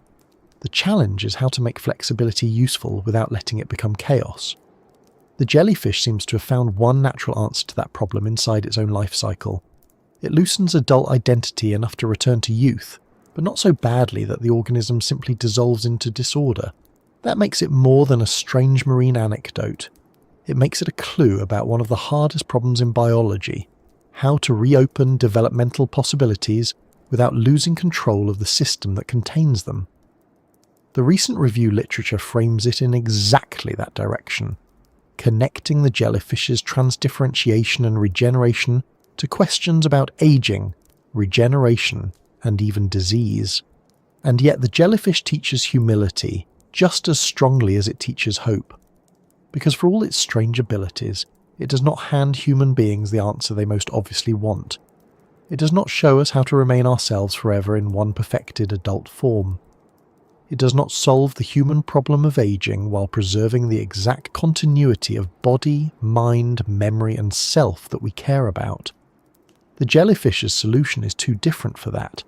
It escapes decline by leaving the adult stage altogether. That is not the same thing as a human becoming biologically younger while remaining recognizably the same person. So one of the clearest lessons here is that nature's solutions are not designed around human desires. Sometimes they are more radical, less flattering, and much stranger than what we were hoping to find. That is useful in its own way. It forces better questions. Instead of asking, how do we become immortal? The jellyfish pushes us toward questions like these. How is cell identity kept stable when stability is needed? How is it loosened when flexibility becomes valuable? How can damaged tissues re-enter a more youthful state without triggering disordered growth? Which parts of aging are actually reversible in living systems, and which parts only look permanent because we have mostly studied animals that age in familiar ways? Those are better questions than the old fantasy. They may lead somewhere real. And the little hydrozoan teaches another thing too, though this one is quieter. It teaches that biology does not distribute importance according to appearance.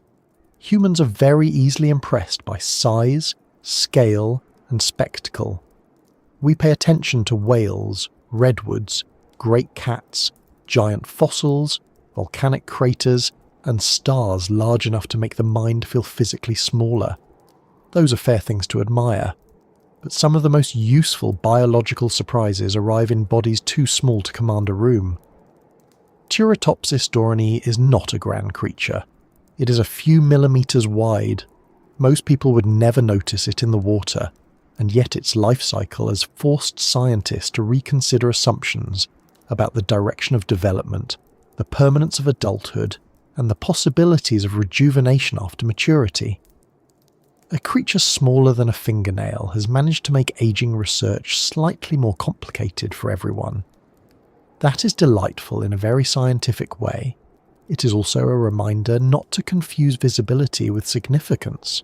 The natural world is full of quiet innovations, things that do not perform for us, things that do not look like revelations until someone studies them carefully enough. A great deal of scientific progress begins in that exact place, not with the most obvious marvel, but with the overlooked one. The jellyfish teaches patience for that kind of attention. It rewards close looking. It tells us that some of the most important exceptions to our worldview may be drifting around unnoticed until someone bothers to ask the right question. And perhaps the most human lesson of all is this: the organism does not really teach us how to defeat death. It teaches us to think more clearly about what death, aging, and renewal actually mean. Those words are easy to use lazily, harder to define. We speak of aging as though it were one thing, when really it is many processes at once. We speak of death as though it were one clean boundary, when biology often reveals stages, continuities, and transitions more complex than our everyday language admits. We speak of youth as though it were simply an earlier version of age, when in some organisms youth is a distinct developmental state that can be re-entered under certain conditions. The jellyfish does not erase those concepts. It sharpens them by forcing us to separate what we had bundled together too quickly. That is a real teaching, even if it does not fit on a motivational poster. By the time you finish this story, the phrase immortal jellyfish no longer feels quite the same. At the beginning, it sounds like a promise. By the end, it sounds more like a nickname that points toward a deeper truth but does not quite capture it. The animal is not immortal in the way myths imagine. It is not a permanent winner in a battle against mortality. It is a highly specific, natural example of repeated rejuvenation after maturity, supported by a developmental and molecular machinery that scientists are still mapping. That truth is narrower than the myth, but it is more durable. It survives scrutiny. It keeps its wonder even after the exaggerations are removed. And maybe that is the final lesson. Reality does not become less astonishing when it becomes more accurate. Quite the opposite. The more clearly you understand what this animal is actually doing, the more remarkable it becomes. A tiny drifting medusa, stressed or aging, does not merely hang on. It regresses, reorganizes, re-enters an earlier stage, and begins again. Not forever in any guaranteed practical sense, not beyond all danger, but often enough and reliably enough to force a change in how we think about aging in animals. That is already extraordinary. It does not need mythology to improve it. So what does the immortal jellyfish really teach us? It teaches that life is not as rigid as it feels from inside one human body. It teaches that aging has exceptions, but those exceptions are precise, not magical. It teaches that survival can mean transformation, not just endurance. It teaches that biological immortality is usually a loophole, not a crown. It teaches scientists to look for mechanisms instead of slogans. It teaches the rest of us to be careful with simple stories about nature, and quietly, without any interest in becoming famous, it teaches that some of the strangest truths in the living world arrive in forms so small you could miss them completely unless you leaned in and stayed there long enough to see what they were really doing. That, in the end, may be the most useful thing to carry away from this little creature drifting through salt water.